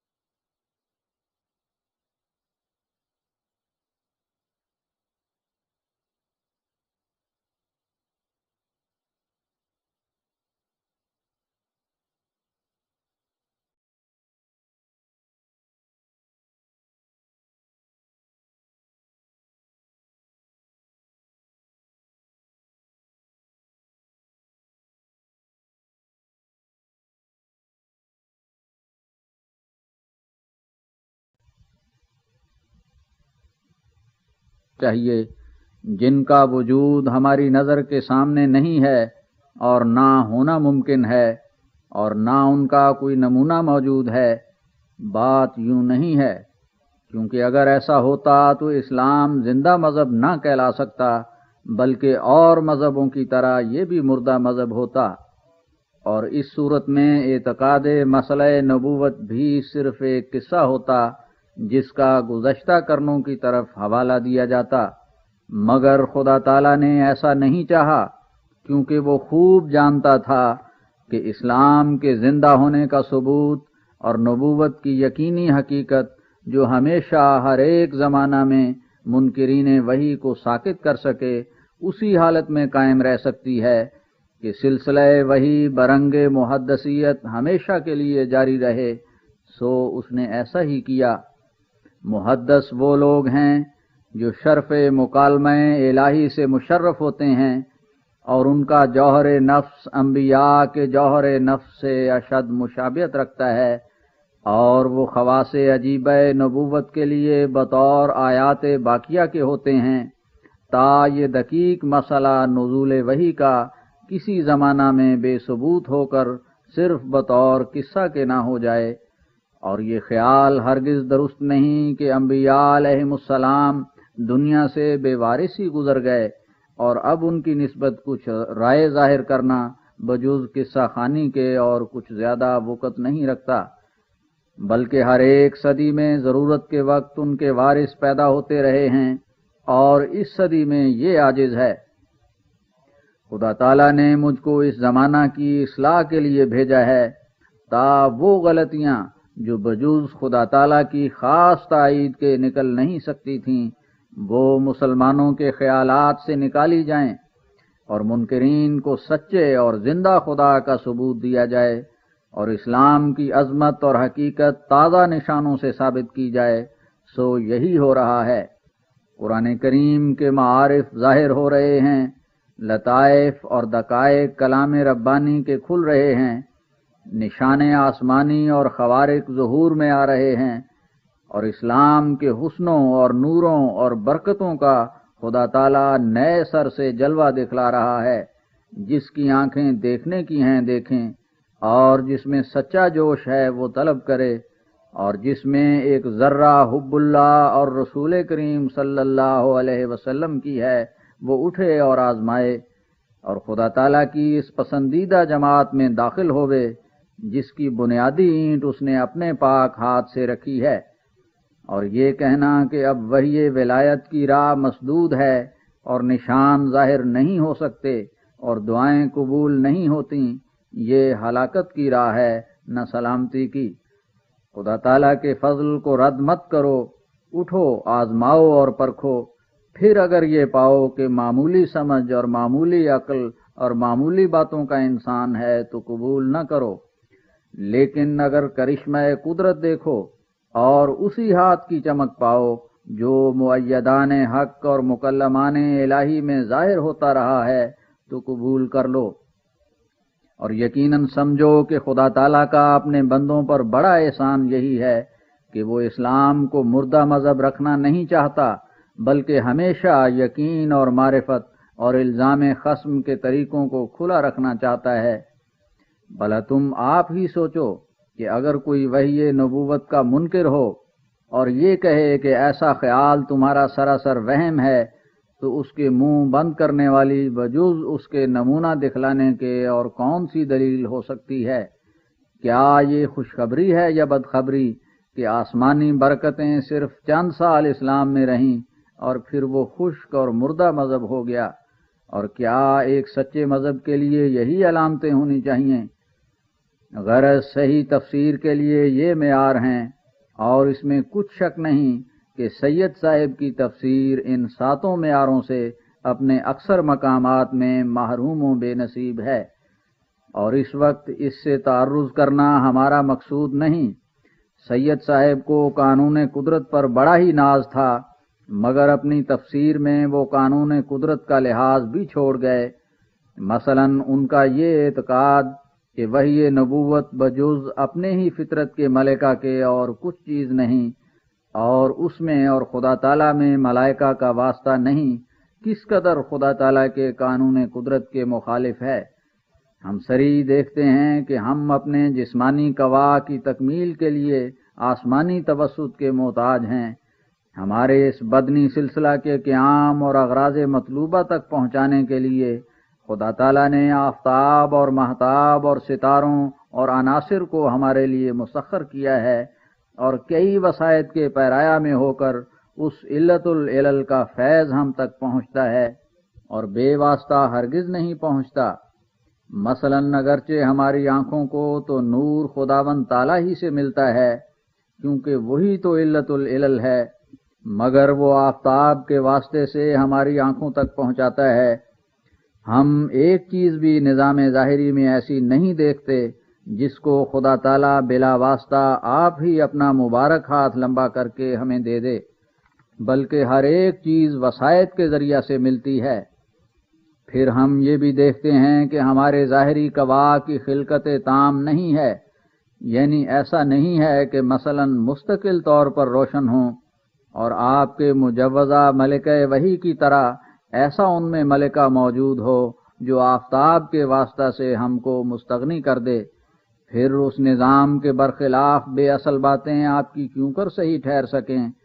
ما سوائے اس کے ذاتی تجارب کی شہادت جو سب شہادتوں سے بڑھ کر ہے، آپ کی اس رائے کی سخت تکذیب کرتی ہے، کیونکہ یہ عاجز قریباً 11 برس سے شرف مکالمہ الہیہ سے مشرف ہے،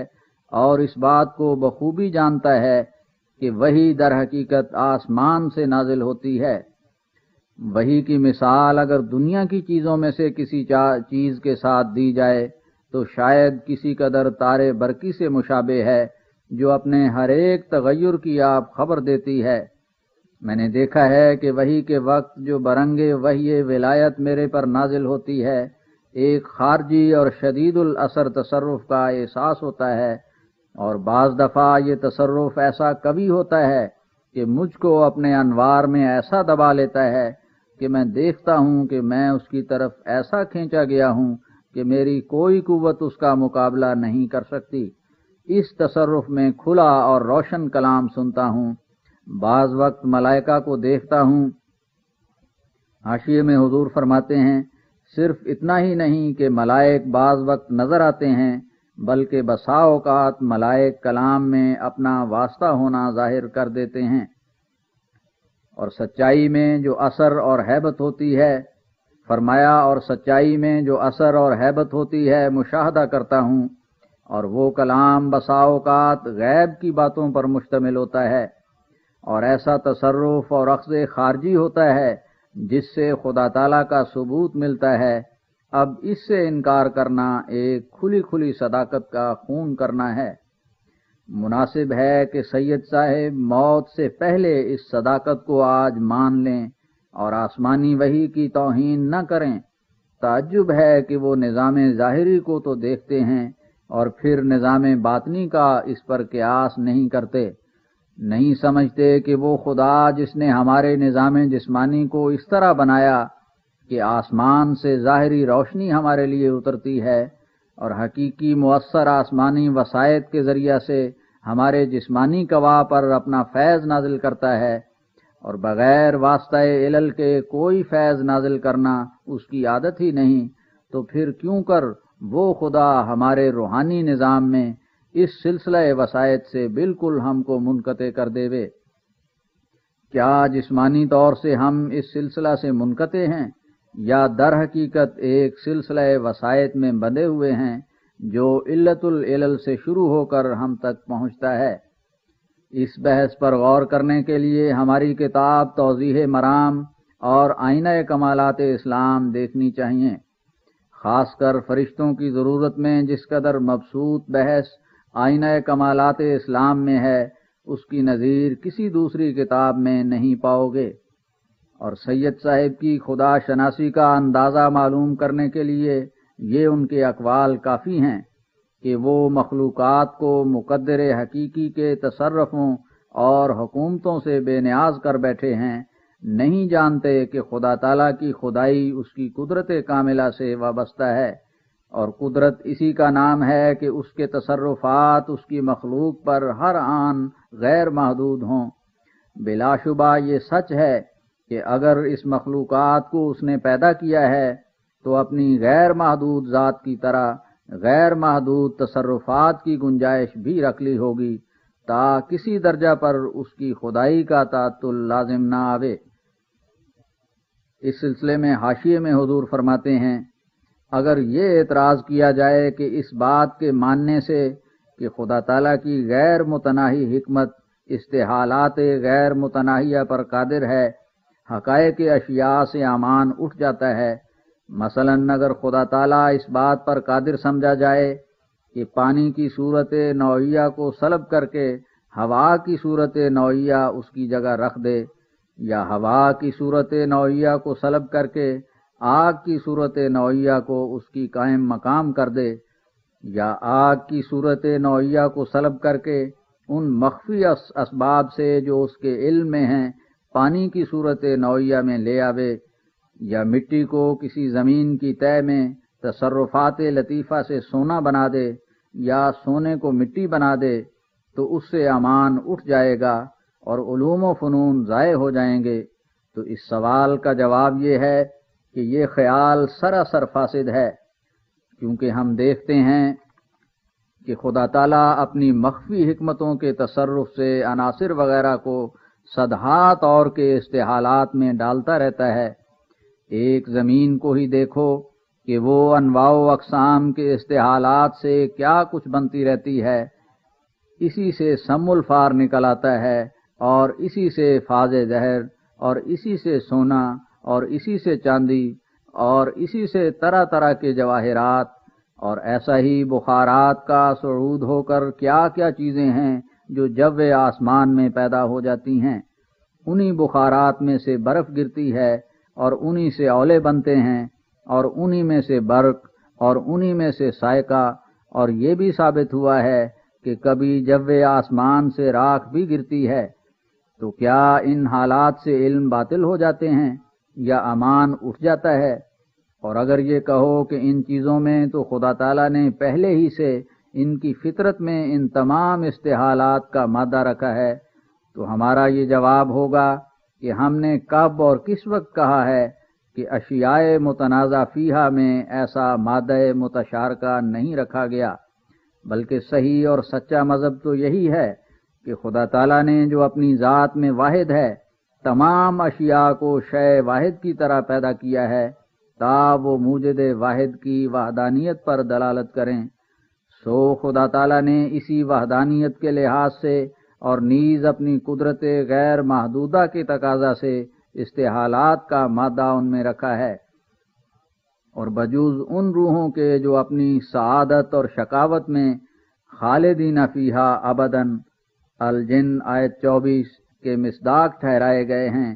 اور وعدہ الہی نے ہمیشہ کے لیے ایک غیر متبدل خلقت ان کے لیے مقرر کر دی ہے۔ باقی کوئی چیز مخلوقات میں سے استحالات سے بچی ہوئی معلوم نہیں ہوتی، بلکہ اگر غور کر کے دیکھو تو ہر وقت ہر ایک جسم میں استحالہ اپنا کام کر رہا ہے، یہاں تک کہ علم طبعی کی تحقیقاتوں نے یہ ثابت کر دیا ہے کہ 3 برس تک انسان کا جسم بدل جاتا ہے اور پہلا جسم ذرات ہو کر اڑ جاتا ہے۔ مثلاً اگر پانی ہے یا آگ ہے تو وہ بھی استحالہ سے خالی نہیں، اور 2 طور کے استحالے ان پر حکومت کر رہے ہیں۔ ایک یہ کہ بعض اجزاء نکل جاتے ہیں اور بعض اجزاء جدیدہ آ ملتے ہیں، دوسرے یہ کہ جو اجزاء نکل جاتے ہیں وہ اپنی استعداد کے موافق دوسرا جنم لے لیتے ہیں۔ غرض اس فانی دنیا کو استحالات کے چرخ پر چڑھائے رکھنا خدا تعالیٰ کی ایک سنت ہے، اور ایک باریک نگاہ سے معلوم ہوتا ہے کہ یہ سب چیزیں بوجہ وحدت مبدأ فیض اپنی اصل ماہیت میں ایک ہی ہیں۔ گو ان چیزوں کا کامل کیمیا گر انسان نہیں بن سکتا، اور کیوں کر بنے؟ حکیم مطلق نے اپنے اسرار حکمیہ غیر متناہیہ پر کسی دوسرے کو محیط نہیں کیا۔ اور اگر یہ کہو کہ اجرام علوی میں استحالات کہاں ہیں، تو میں کہتا ہوں کہ بے شک ان میں بھی استحالات اور تحیلات کا مادہ ہے، گو ہمیں معلوم نہ ہو، تبھی تو ایک دن زوال پذیر ہو جائیں گے۔ ماں سوائے اس کے ہزارہ چیزوں کے استحالات پر نظر ڈال کر ثابت ہوتا ہے کہ کوئی چیز استحالہ سے خالی نہیں۔ سو تم پہلے زمین کے استحالات سے انکار کر لو، پھر آسمان کی بات کرنا۔ تو کار زمین را نکو ساختی، کہ با آسمان نیز پرداختی۔ غرض جب انواع و اقسام کے استحالات ہر روز مشاہدہ میں آتے ہیں، اور وحدت ذاتی کا یہ تقاضا بھی معلوم ہوتا ہے کہ ان تمام چیزوں کا منبع اور مبدا ایک ہو، اور خدا تعالیٰ کی الوہیت تامہ بھی تبھی قائم رہ سکتی ہے کہ جب ذرہ ذرہ پر اس کا تصرف تام ہو، تو پھر یہ استبعاد اور یہ اعتراض کہ ان استحالات سے امان اٹھ جائے گا اور علوم ضائع ہوں گے، اگر سخت غلطی نہیں تو اور کیا ہے۔ اور ہم جو کہتے ہیں کہ اللہ جل شانہ قادر ہے کہ پانی سے آگ کا کام لیوے یا آگ سے پانی کا کام، تو اس سے یہ مطلب تو نہیں کہ اپنی حکمت غیر متناہی کو اس میں دخل نہ دے، یوں ہی تحکم سے کام لے لیوے، کیونکہ خدا تعالیٰ کا کوئی فعل آمیزش حکمت سے خالی نہیں اور نہ ہونا چاہیے، بلکہ ہمارا یہ مطلب ہے کہ جس وقت وہ پانی سے آگ کا کام یا آگ سے پانی کا کام لینا چاہے تو اس وقت اپنی اس حکومت کو کام میں لائے گا جو اس عالم کے ذرہ ذرہ پر حکومت رکھتی ہے، گو ہم اس سے مطلع ہوں یا نہ ہوں۔ اور ظاہر ہے کہ جو حکمت کے طور پر کام ہو وہ علوم کو ضائع نہیں کرتا، بلکہ علوم کی اس سے ترقی ہوتی ہے۔ دیکھو مصنوعی طور پر پانی کی برف بنائی جاتی ہے یا برق کی روشنی پیدا کی جاتی ہے، تو کیا اس سے امان اٹھ جاتا ہے یا علم ضائع ہو جاتے ہیں؟ اس جگہ ایک اور سر یاد رکھنے کے لائق ہے، اور وہ یہ ہے کہ اولیاء سے جو خوارق کبھی اس قسم کے ظہور میں آتے ہیں کہ پانی ان کو ڈبو نہیں سکتا اور آگ ان کو نقصان نہیں پہنچا سکتی، اس میں بھی دراصل یہی بھید ہے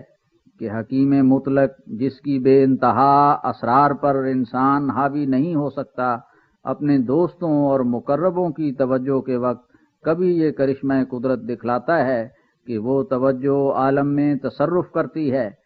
اور جن ایسے مخفی اسباب کے جمع ہونے سے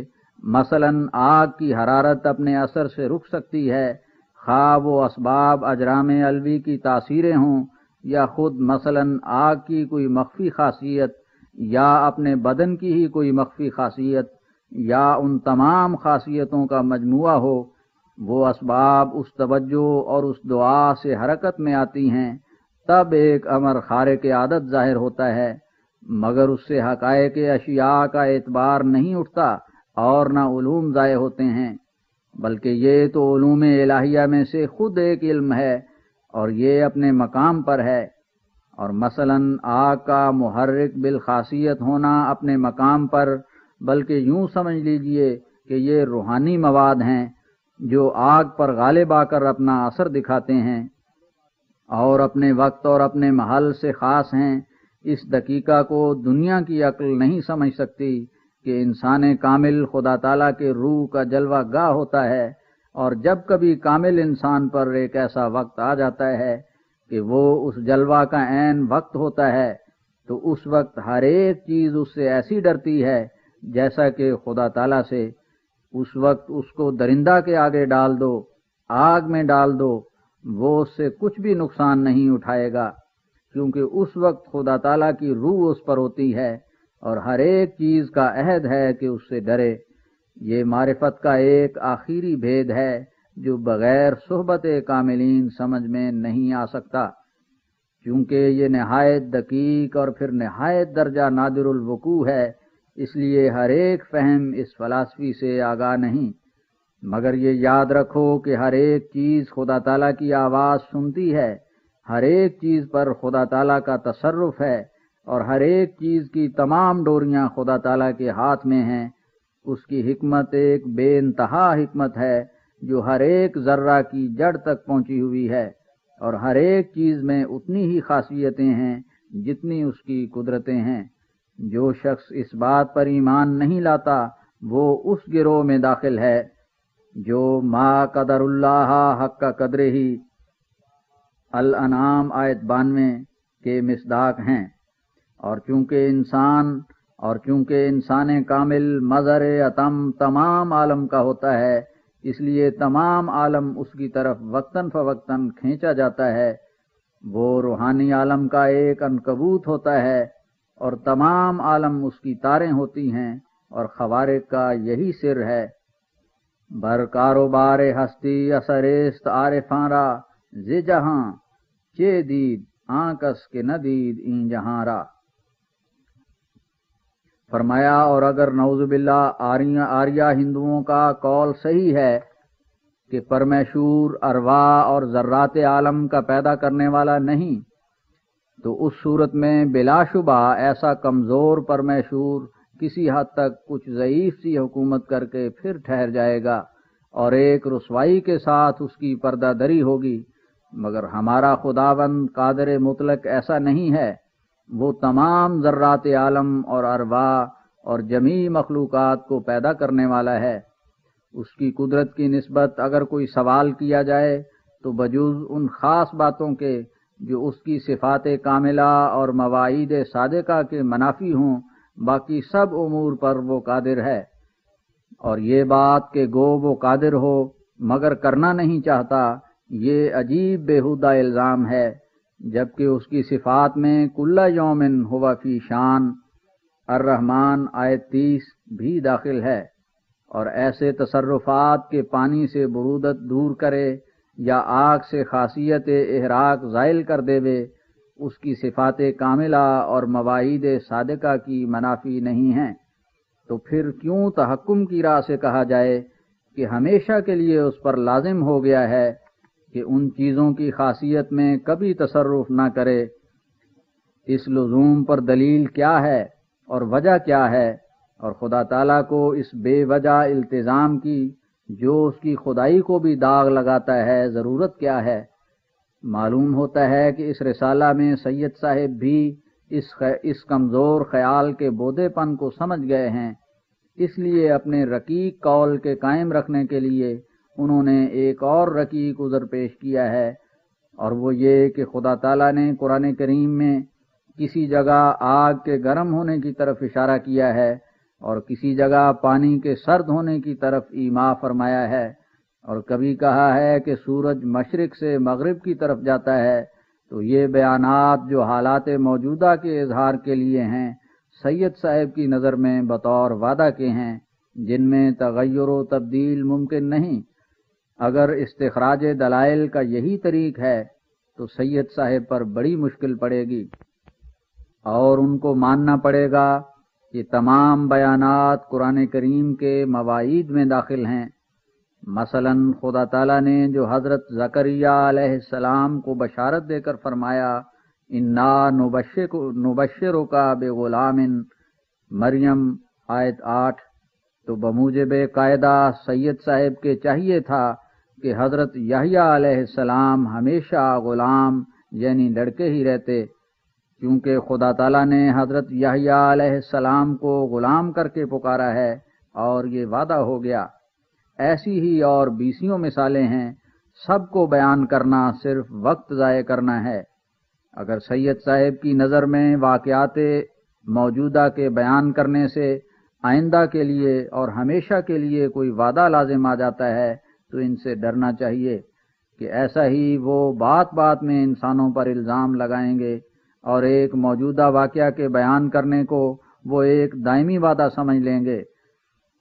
میرے نزدیک بہتر ہے کہ سید صاحب اپنے آخری دن کو یاد کر کے چند ماہ اس عاجز کی صحبت میں رہیں،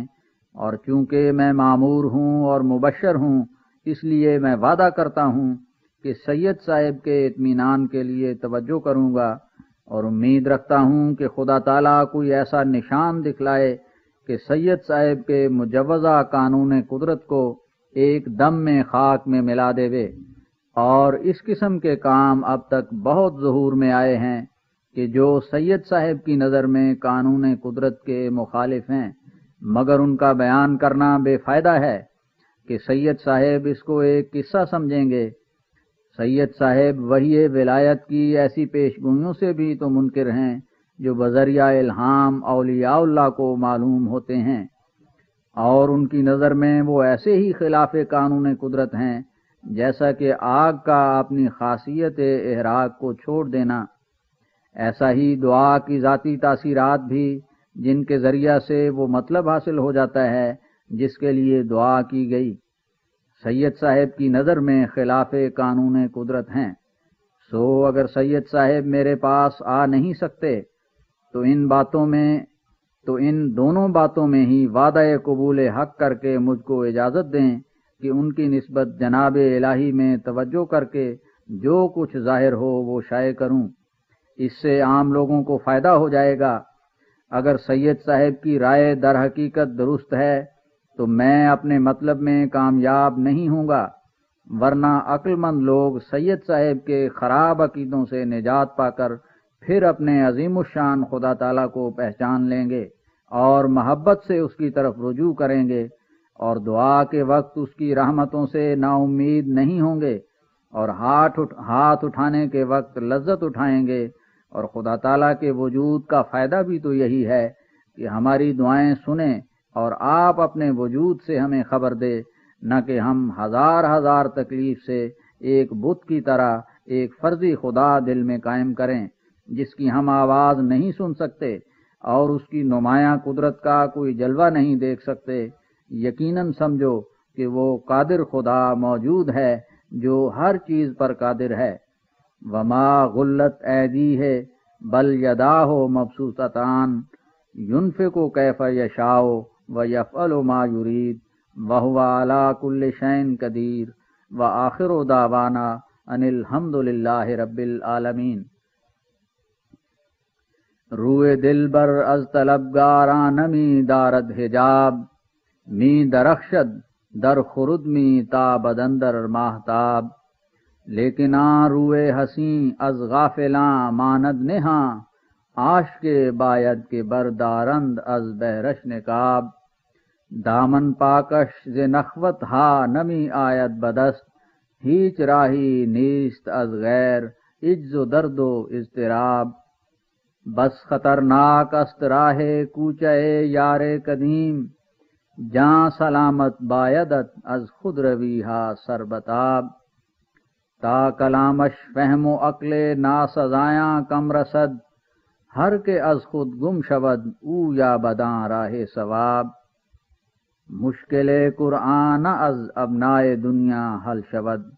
ذوق آں می داند آں مستے کہ نوشد آں شراب، اے کہ آگاہی نہ داندت ز انوار دروں، در حق ما ہر چہ گوئی نیستی جائے عتاب، اثر واز و نصیحت این سخن ہا گفتہ ایم، تا مگر زیں مرہمیں بگردد آں زخم خراب، از دعا کن چارہ آزار انکار دعا، چوں علاج میزم وقت خمار و التہاب، اے کہ گوئی گر دعا را اثر بودے کجاست، سوء من بشتاب بنمایم تیرا چوں آفتاب، ہاں مکن انکار زیں اسرار قدرت ہائے حق، قصہ کوتا کن ببیں ازما دعائے مستجاب۔ لیکھ رام پشاوری کی نسبت ایک اور خبر۔ آج 4 اپریل سن 1893 مطابق 14 ماہ رمضان 1310 ہجری ہے۔ صبح کے وقت تھوڑی سی غنودگی کی حالت میں نے دیکھا کہ میں ایک وسیع مکان میں بیٹھا ہوا ہوں اور چند دوست بھی میرے پاس موجود ہیں۔ اتنے میں ایک شخص قوی ہیکل، مہیب شکل، گویا اس کے چہرے پر سے خون ٹپکتا ہے، میرے سامنے آ کر کھڑا ہو گیا۔ میں نے نظر اٹھا کر دیکھا تو مجھے معلوم ہوا کہ وہ ایک نئی خلقت اور شمائل کا شخص ہے، گویا انسان نہیں، ملائک شداد غلاظ میں سے ہے، اور اس کی ہیبت دلوں پر طاری تھی، اور میں اس کو دیکھتا ہی تھا کہ اس نے مجھ سے پوچھا کہ لیکھ رام کہاں ہے، اور ایک اور شخص کا نام لیا کہ وہ کہاں ہے۔ تب میں نے اس وقت سمجھا کہ یہ شخص لیکھ رام اور دوسرے شخص کی سزا دہی کے لیے مامور کیا گیا ہے، مگر مجھے معلوم نہیں رہا کہ وہ دوسرا شخص کون ہے۔ ہاں یقینی طور پر یاد ہے کہ وہ دوسرا شخص انہی چند آدمیوں میں سے تھا جن کی نسبت میں اشتہار دے چکا ہوں، اور یہ یکشنبہ کا دن اور 4 بجے صبح کا وقت تھا۔ فالحمدللہ علی ذالک۔ اس کو غور سے پڑھو کہ اس میں آپ لوگوں کے لیے خوشخبری ہے۔ بخدمت عمراء و رئیسان و منعمان ذی مقدرت و والیان ارباب حکومت و منزلت، بسم اللہ الرحمن الرحیم، نحمدہ و نصلی علی رسولہ الکریم۔ اے بزرگان اسلام، خدا تعالیٰ آپ لوگوں کے دلوں میں تمام فرقوں سے بڑھ کر نیک ارادے پیدا کرے، اور اس نازک وقت میں آپ لوگوں کو اپنے پیارے دین کا سچا خادم بنا دے۔ میں اس وقت محض للہ اس ضروری امر سے اطلاع دیتا ہوں کہ مجھے خدا تعالیٰ نے اس 14ویں صدی کے سر پر اپنی طرف سے مامور کر کے دین متین اسلام کی تجدید اور تائید کے لیے بھیجا ہے، تاکہ میں اس پرآشوب زمانہ میں قرآن کی خوبیاں اور حضرت رسول اللہ صلی اللہ علیہ وسلم کی عظمتیں ظاہر کروں، اور ان تمام دشمنوں کو جو اسلام پر حملہ کر رہے ہیں ان نوروں اور برکات اور خوارق اور علوم لدنیہ کی مدد سے جواب دوں جو مجھ کو عطا کیے گئے ہیں۔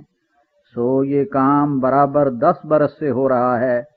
لیکن چونکہ وہ تمام ضرورتیں جو ہم کو اشاعت اسلام کے لیے درپیش ہیں بہت سی مالی امدادات کے محتاج ہیں، اس لیے میں نے یہ ضروری سمجھا کہ بطور تبلیغ آپ صاحبوں کو اطلاع دوں۔ سو سنو اے عالی جا بزرگو، ہمارے لیے اللہ جل شانہ اور رسول اللہ صلی اللہ علیہ وسلم کی راہ میں یہ مشکلات درپیش ہیں کہ ایسی تالیفات کے لیے جو لاکھوں آدمیوں میں پھیلانی چاہیے بہت سے سرمایہ کی حاجت ہے، اور اب صورت یہ ہے کہ اول تو ان بڑے بڑے مقاصد کے لیے کچھ بھی سرمایہ کا بندوبست نہیں، اور اگر بعض پرجوش مردان دین حاشیے میں اس بارے میں حضور فرماتے ہیں،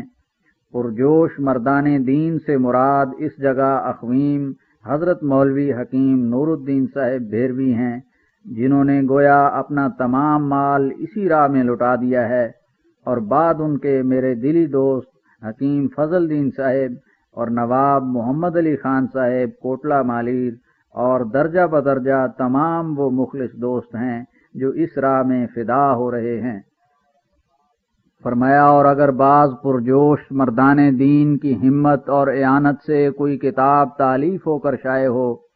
تو بباعث کم توجہی اور غفلت زمانہ کے وہ کتاب بجز چند نسخوں کے زیادہ فروخت نہیں ہوتے، اور اکثر نسخے اس کے یا تو سالہ سال صندوقوں میں بند رہتے ہیں یا للہ مفت تقسیم کیے جاتے ہیں، اور اس طرح اشاعت ضروریات دین میں بہت سا حرج ہو رہا ہے، اور گو خدا تعالیٰ اس جماعت کو دن بدن زیادہ کرتا جاتا ہے،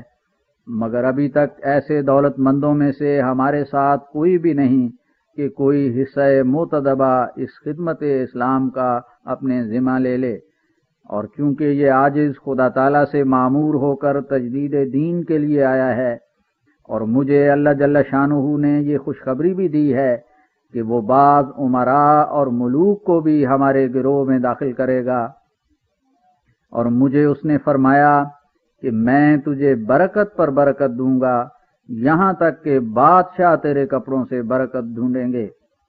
سو اسی بنا پر آج مجھے خیال آیا کہ میں ارباب دولت اور مقدرت کو اپنے کام کی نصرت کے لیے تحریک کروں، اور چونکہ یہ دینی مدد کا کام ایک عظیم الشان کام ہے، اور انسان اپنے شکوک اور شبہات اور وساوس سے خالی نہیں ہوتا، اور بغیر شناخت وہ صدق بھی پیدا نہیں ہوتا جس سے ایسی بڑی مددوں کا حوصلہ ہو سکے، اس لیے میں تمام امراء کی خدمت میں بطور عام اعلان کے لکھتا ہوں کہ اگر ان کو بغیر آزمائش ایسی مدد میں تأمل ہو تو وہ اپنے بعض مقاصد اور مہمات اور مشکلات کو اس غرض سے میری طرف لکھ بھیجیں کہ تا میں ان مقاصد کے پورا ہونے کے لیے دعا کروں، مگر اس بات کو تصریح سے لکھ بھیجیں کہ وہ مطلب کے پورا ہونے کے وقت کہاں تک ہمیں اسلام کی راہ میں مالی مدد دیں گے، اور کیا انہوں نے اپنے دلوں میں پختہ اور حتمی وعدہ کر لیا ہے کہ ضرور وہ اس قدر مدد دیں گے۔ اگر ایسا خط کسی صاحب کی طرف سے مجھ کو پہنچا تو میں اس کے لیے دعا کروں گا۔ حاشیے میں حضور فرماتے ہیں، چاہیے کہ خط نہایت احتیاط سے بذریعہ رجسٹری سر بمہر آوے، اور اس راز کو قبل از وقت فاش نہ کیا جاوے، اور اس جگہ بھی پوری امانت کے ساتھ وہ راز مخفی رکھا جائے گا، اور اگر بجائے خط کوئی معتبر کسی امیر کا آوے تو یہ امر اور بھی زیادہ مؤثر ہوگا۔ فرمایا، اور میں یقین رکھتا ہوں کہ بشرطے کہ تقدیر مبرم نہ ہو، ضرور خدا تعالیٰ میری دعا سنے گا اور مجھ کو الہام کے ذریعہ سے اطلاع دے گا۔ اس بات سے نومید مت ہو کہ ہمارے مقاصد بہت پیچیدہ ہیں، کیونکہ خدا تعالیٰ ہر چیز پر قادر ہے، بشرطے کہ ارادہ ازلی اس کے مخالف نہ ہو۔ اور اگر ایسے صاحبوں کی بہت سی درخواستیں آئیں تو صرف ان کو اطلاع دی جائے گی جن کے کشودکار کی نسبت از جانب حضرت عز و جل خوشخبری ملے گی، اور یہ امور منکرین کے لیے نشان بھی ہوں گے، اور شاید یہ نشان اس قدر ہو جائیں کہ دریا کی طرح بہنے لگیں۔ بالآخر میں ہر ایک مسلمان کی خدمت میں نصیحتاً کہتا ہوں کہ اسلام کے لیے جاگو، کہ اسلام سخت فتنہ میں پڑا ہے، اس کی مدد کرو کہ اب یہ غریب ہے، اور میں اسی لیے آیا ہوں، اور مجھے خدا تعالیٰ نے علم قرآن بخشا ہے، اور حقائق معارف اپنی کتاب کے میرے پر کھولے ہیں، اور خوارق مجھے عطا کیے ہیں، سو میری طرف آؤ تا اس نعمت سے تم بھی حصہ پاؤ۔ مجھے قسم ہے اس ذات کی جس کے ہاتھ میں میری جان ہے کہ میں خدا تعالیٰ کی طرف سے بھیجا گیا ہوں۔ کیا ضرور نہ تھا کہ ایسی عظیم الفتن صدی کے سر پر جس کی کھلی کھلی آفات ہیں ایک مجدد کھلے کھلے دعویٰ کے ساتھ آتا۔ سو ان قریب میرے کاموں کے ساتھ تم مجھے شناخت کرو گے۔ ہر ایک جو خدا تعالیٰ کی طرف سے آیا، اس وقت کے علماء کی ناسمجھی اس کی سد راہ ہوئی۔ آخر جب وہ پہچانا گیا تو اپنے کاموں سے پہچانا گیا۔ یہ تلخ درخت شیریں پھل نہیں لا سکتا، اور خدا غیر کو وہ برکتیں نہیں دیتا جو خاصوں کو دی جاتی ہیں۔ اے لوگو، اسلام نہایت ضعیف ہو گیا ہے، اور اعدائے دین کا چاروں طرف سے محاصرہ ہے، اور 3000 سے زیادہ مجموعہ اعتراضات کا ہو گیا ہے۔ ایسے وقت میں ہمدردی سے اپنا ایمان دکھاؤ اور مردان خدا میں جگہ پاؤ۔ والسلام علی من اتبع الہدی۔ بے کسے شد دین احمد ہیچ خیش و یار نیست۔ ہر کسے درکار خود با دین احمد کار نیست۔ ہر طرف سیل ضلالت 100,000 تن ربود۔ حیف بر چشمے کے اکنو نیز ہم ہوشیار نیست۔ اے خدا بندان نعمت این چنی غفلت چراست۔ بے خود از خوابید یا خود بخت دیں بیدار نیست۔ اے مسلمانا خدا را یک نظر بر حال دیں۔ آنچه می بینم بلاها حاجت اظهار نیست۔ آتش افتاد است در رختش بخیزید ای یلان۔ دیدنش از دور کار مردم دیدار نیست۔ ہر زمان از بحر دین در خون دل من می تپد۔ محرم این درد ما جز عالم اسرار نیست۔ آنچه بر ما می رود از غم کے داند جز خدا۔ زہر می نوشیم لیکن زہرہ گفتار نیست۔ ہر کسے غمخاری اہل و اقارب می کند۔ اے دریغیں بے کسے را ہیچ کس غمخوار نیست۔ خون دین بینم رواں چون کشتگان کربلا۔ اے عجب این مردمان را مہر آن دلدار نیست۔ حیرتم آید چو بینم بذل شاں در کار نفس۔ کہیں ہماں جود و سخاوت در رہے دادار نیست۔ اے کہ داری مقدرت ہم عزم تائی دات دیں۔ لطف کن مارا نظر بر اندکو بسیار نیست۔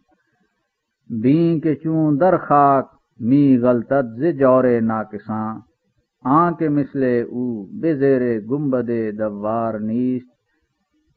اندرین وقت مصیبت چارہ ما بے کساں۔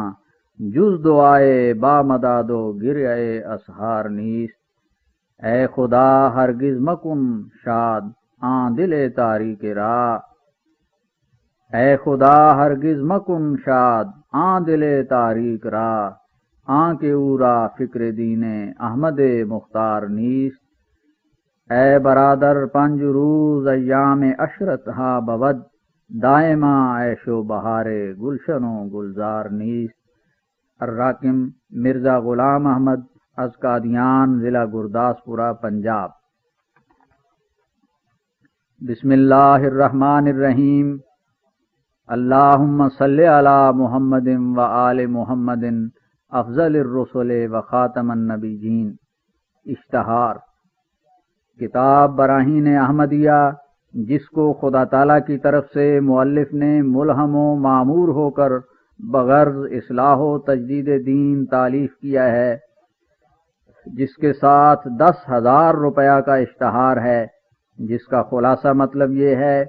کہ دنیا میں من جانب اللہ اور سچا مذہب، جس کے ذریعہ سے انسان خدا تعالیٰ کو ہر ایک عیب اور نقص سے بری سمجھ کر اس کی تمام پاک اور کامل صفتوں پر دلی یقین سے ایمان لاتا ہے، وہ فقط اسلام ہے، جس میں سچائی کی برکتیں آفتاب کی طرح چمک رہی ہیں اور صداقت کی روشنی دن کی طرح ظاہر ہو رہی ہے، اور دوسرے تمام مذہب ایسے بدیہی البطلان ہیں کہ نہ عقلی تحقیقات سے ان کے اصول صحیح اور درست ثابت ہوتے ہیں، اور نہ ان پر چلنے سے ایک ذرہ روحانی برکت و قبولیت الہی مل سکتی ہے، بلکہ ان کی پابندی سے انسان نہایت درجہ کا کور باطن اور سیاہ دل ہو جاتا ہے، جس کی شقاوت پر اسی جہان میں نشانیاں پیدا ہو جاتی ہیں۔ اس کتاب میں دین اسلام کی سچائی کو دو طرح پر ثابت کیا گیا ہے۔ اول 300 مضبوط اور قوی دلائل عقلیہ سے، جن کی شان و شوکت و قدر و منزلت اس سے ظاہر ہے کہ اگر کوئی مخالف اسلام ان دلائل کو توڑ دے تو اس کو 10,000 روپیہ دینے کا اشتہار دیا ہوا ہے۔ اگر کوئی چاہے تو اپنی تسلی کے لیے عدالت میں رجسٹری بھی کرا لے۔ دوم ان آسمانی نشانوں سے کہ جو سچے دین کی کامل سچائی ثابت ہونے کے لیے از بس ضروری ہیں۔ اس امر دوم میں مؤلف نے اس غرض سے کہ سچائی دین اسلام کی آفتاب کی طرح روشن ہو جائے، 3 قسم کے نشان ثابت کر کے دکھائے ہیں۔ اول وہ نشان جو حضرت صلی اللہ علیہ وسلم کے زمانہ میں مخالفین نے خود حضرت ممدوح کے ہاتھ سے اور جناب کی دعا اور توجہ اور برکت سے ظاہر ہوتے دیکھے، جن کو مؤلف یعنی اس خاکسار نے تاریخی طور پر ایک اعلیٰ درجہ کے ثبوت سے مخصوص و ممتاز کر کے درج کتاب کیا ہے۔ دوم وہ نشان کہ جو خود قرآن شریف کی ذات بابرکات میں دائمی اور ابدی اور بے مثل طور پر پائے جاتے ہیں، جن کو راکم نے بیان شافی اور کافی سے ہر ایک خاص و عام پر کھول دیا ہے اور کسی نوع کا عذر کسی کے لیے باقی نہیں رکھا۔ سوم وہ نشان کہ جو کتاب اللہ کی پیروی اور مطابعت رسول برحق سے کسی شخص تابع کو بطور وراثت ملتی ہے، جن کے اس بات میں اس بندہ درگاہ نے بفضل خداوند حضرت قادر مطلق یہ بدیہی ثبوت دکھلایا ہے کہ بہت سے سچے الہامات اور خوارق اور کرامات اور اخبار غیبیہ اور اسرار لدنیہ اور کشوف صادقہ اور دعائیں قبول شدہ جو خود اس خادم دین سے صادر ہوئی ہیں اور جن کی صداقت پر بہت سے مخالفین مذہب آریہ وغیرہ سے بشہادت و رویت گواہ ہیں، کتاب موصوفہ میں درج کیے ہیں۔ اور مصنف کو اس بات کا بھی علم دیا گیا ہے کہ وہ مجدد وقت ہے اور روحانی طور پر اس کے کمالات مسیح بن مریم کے کمالات سے مشابہ ہیں اور ایک کو دوسرے سے بشدت مناسبت و مشابہت ہے، اور اس کو خواص انبیاء و رسل کے نمونہ پر محض ببرکت مطابعت حضرت خیر البشر و افضل الرسل صلی اللہ علیہ وسلم ان بہتوں پر اکابر اولیاء سے فضیلت دی گئی ہے کہ جو اس سے پہلے گزر چکے ہیں، اور اس کے قدم پر چلنا موجب نجات و سعادت و برکت، اور اس کے برخلاف چلنا موجب بود و حرمان ہے۔ یہ سب ثبوت کتاب براہین احمدیہ کے پڑھنے سے، جو من جملہ 300 جز کے قریب 37 جز کے چھپ چکی ہے، ظاہر ہوتے ہیں، اور طالب حق کے لیے خود مصنف پوری تسلی و تشفی کرنے کو ہر وقت مستعد اور حاضر ہے۔ وذالک فضل اللہ یؤتیہ من یشاء ولا فخر والسلام علی من اتبع الہدی۔ اور اگر اس اشتہار کے بعد بھی کوئی شخص سچا طالب بن کر اپنی عقدہ کشائی نہ چاہے اور دلی صدق سے حاضر نہ ہو تو ہماری طرف سے اس پر اتمام حجت ہے، جس کا خدا تعالیٰ کے روبرو اس کو جواب دینا پڑے گا۔ بالآخر اس اشتہار کو اس دعا پر ختم کیا جاتا ہے کہ اے خدا بند کریم، تمام قوموں کے مستعد دلوں کو ہدایت بخش کہ تا تیرے رسول مقبول افضل الرسل محمد مصطفیٰ صلی اللہ علیہ وسلم اور تیرے کامل اور مقدس کلام قرآن شریف پر ایمان لائیں اور اس کے حکموں پر چلیں، تا ان تمام برکتوں اور سعادتوں اور حقیقی خوشحالیوں سے متمتع ہو جائیں کہ جو سچے مسلمان کو دونوں جہانوں میں ملتی ہیں، اور اس جاویدانی نجات اور حیات سے بہرہ ہوں کہ جو نہ صرف عقبہ میں حاصل ہو سکتی ہے بلکہ سچے راست باز اسی دنیا میں اس کو پاتے ہیں، بالخصوص قوم انگریز جنہوں نے ابھی تک اس آفتاب صداقت سے کچھ روشنی حاصل نہیں کی اور جن کی شائستہ اور مہذب اور بارحم گورنمنٹ نے ہم کو اپنے احسانات اور دوستانہ معاملت سے ممنون کر کے اس بات کے لیے دلی جوش بخشا ہے کہ ہم ان کے دنیا و دین کے لیے دلی جوش سے بہبودی و سلامتی چاہیں، تا ان کے گورے و سفید منہ جس طرح دنیا میں خوبصورت ہیں آخرت میں بھی نورانی و منور ہوں۔ فنسأل اللہ تعالی خیرہم فی الدنیا والآخرہ، اللہم اہدہم وأیدہم بروح واجعل لہم حظا کثیرا فی دینک واجذبہم بحولک وقوتک لیؤمنوا بکتابک ورسولک ویدخلوا فی دین اللہ افواجا، آمین ثم آمین، والحمد للہ رب العالمین۔ المشتہر خاکسار مرزا غلام احمد از قادیان، ضلع گرداسپور، ملک پنجاب۔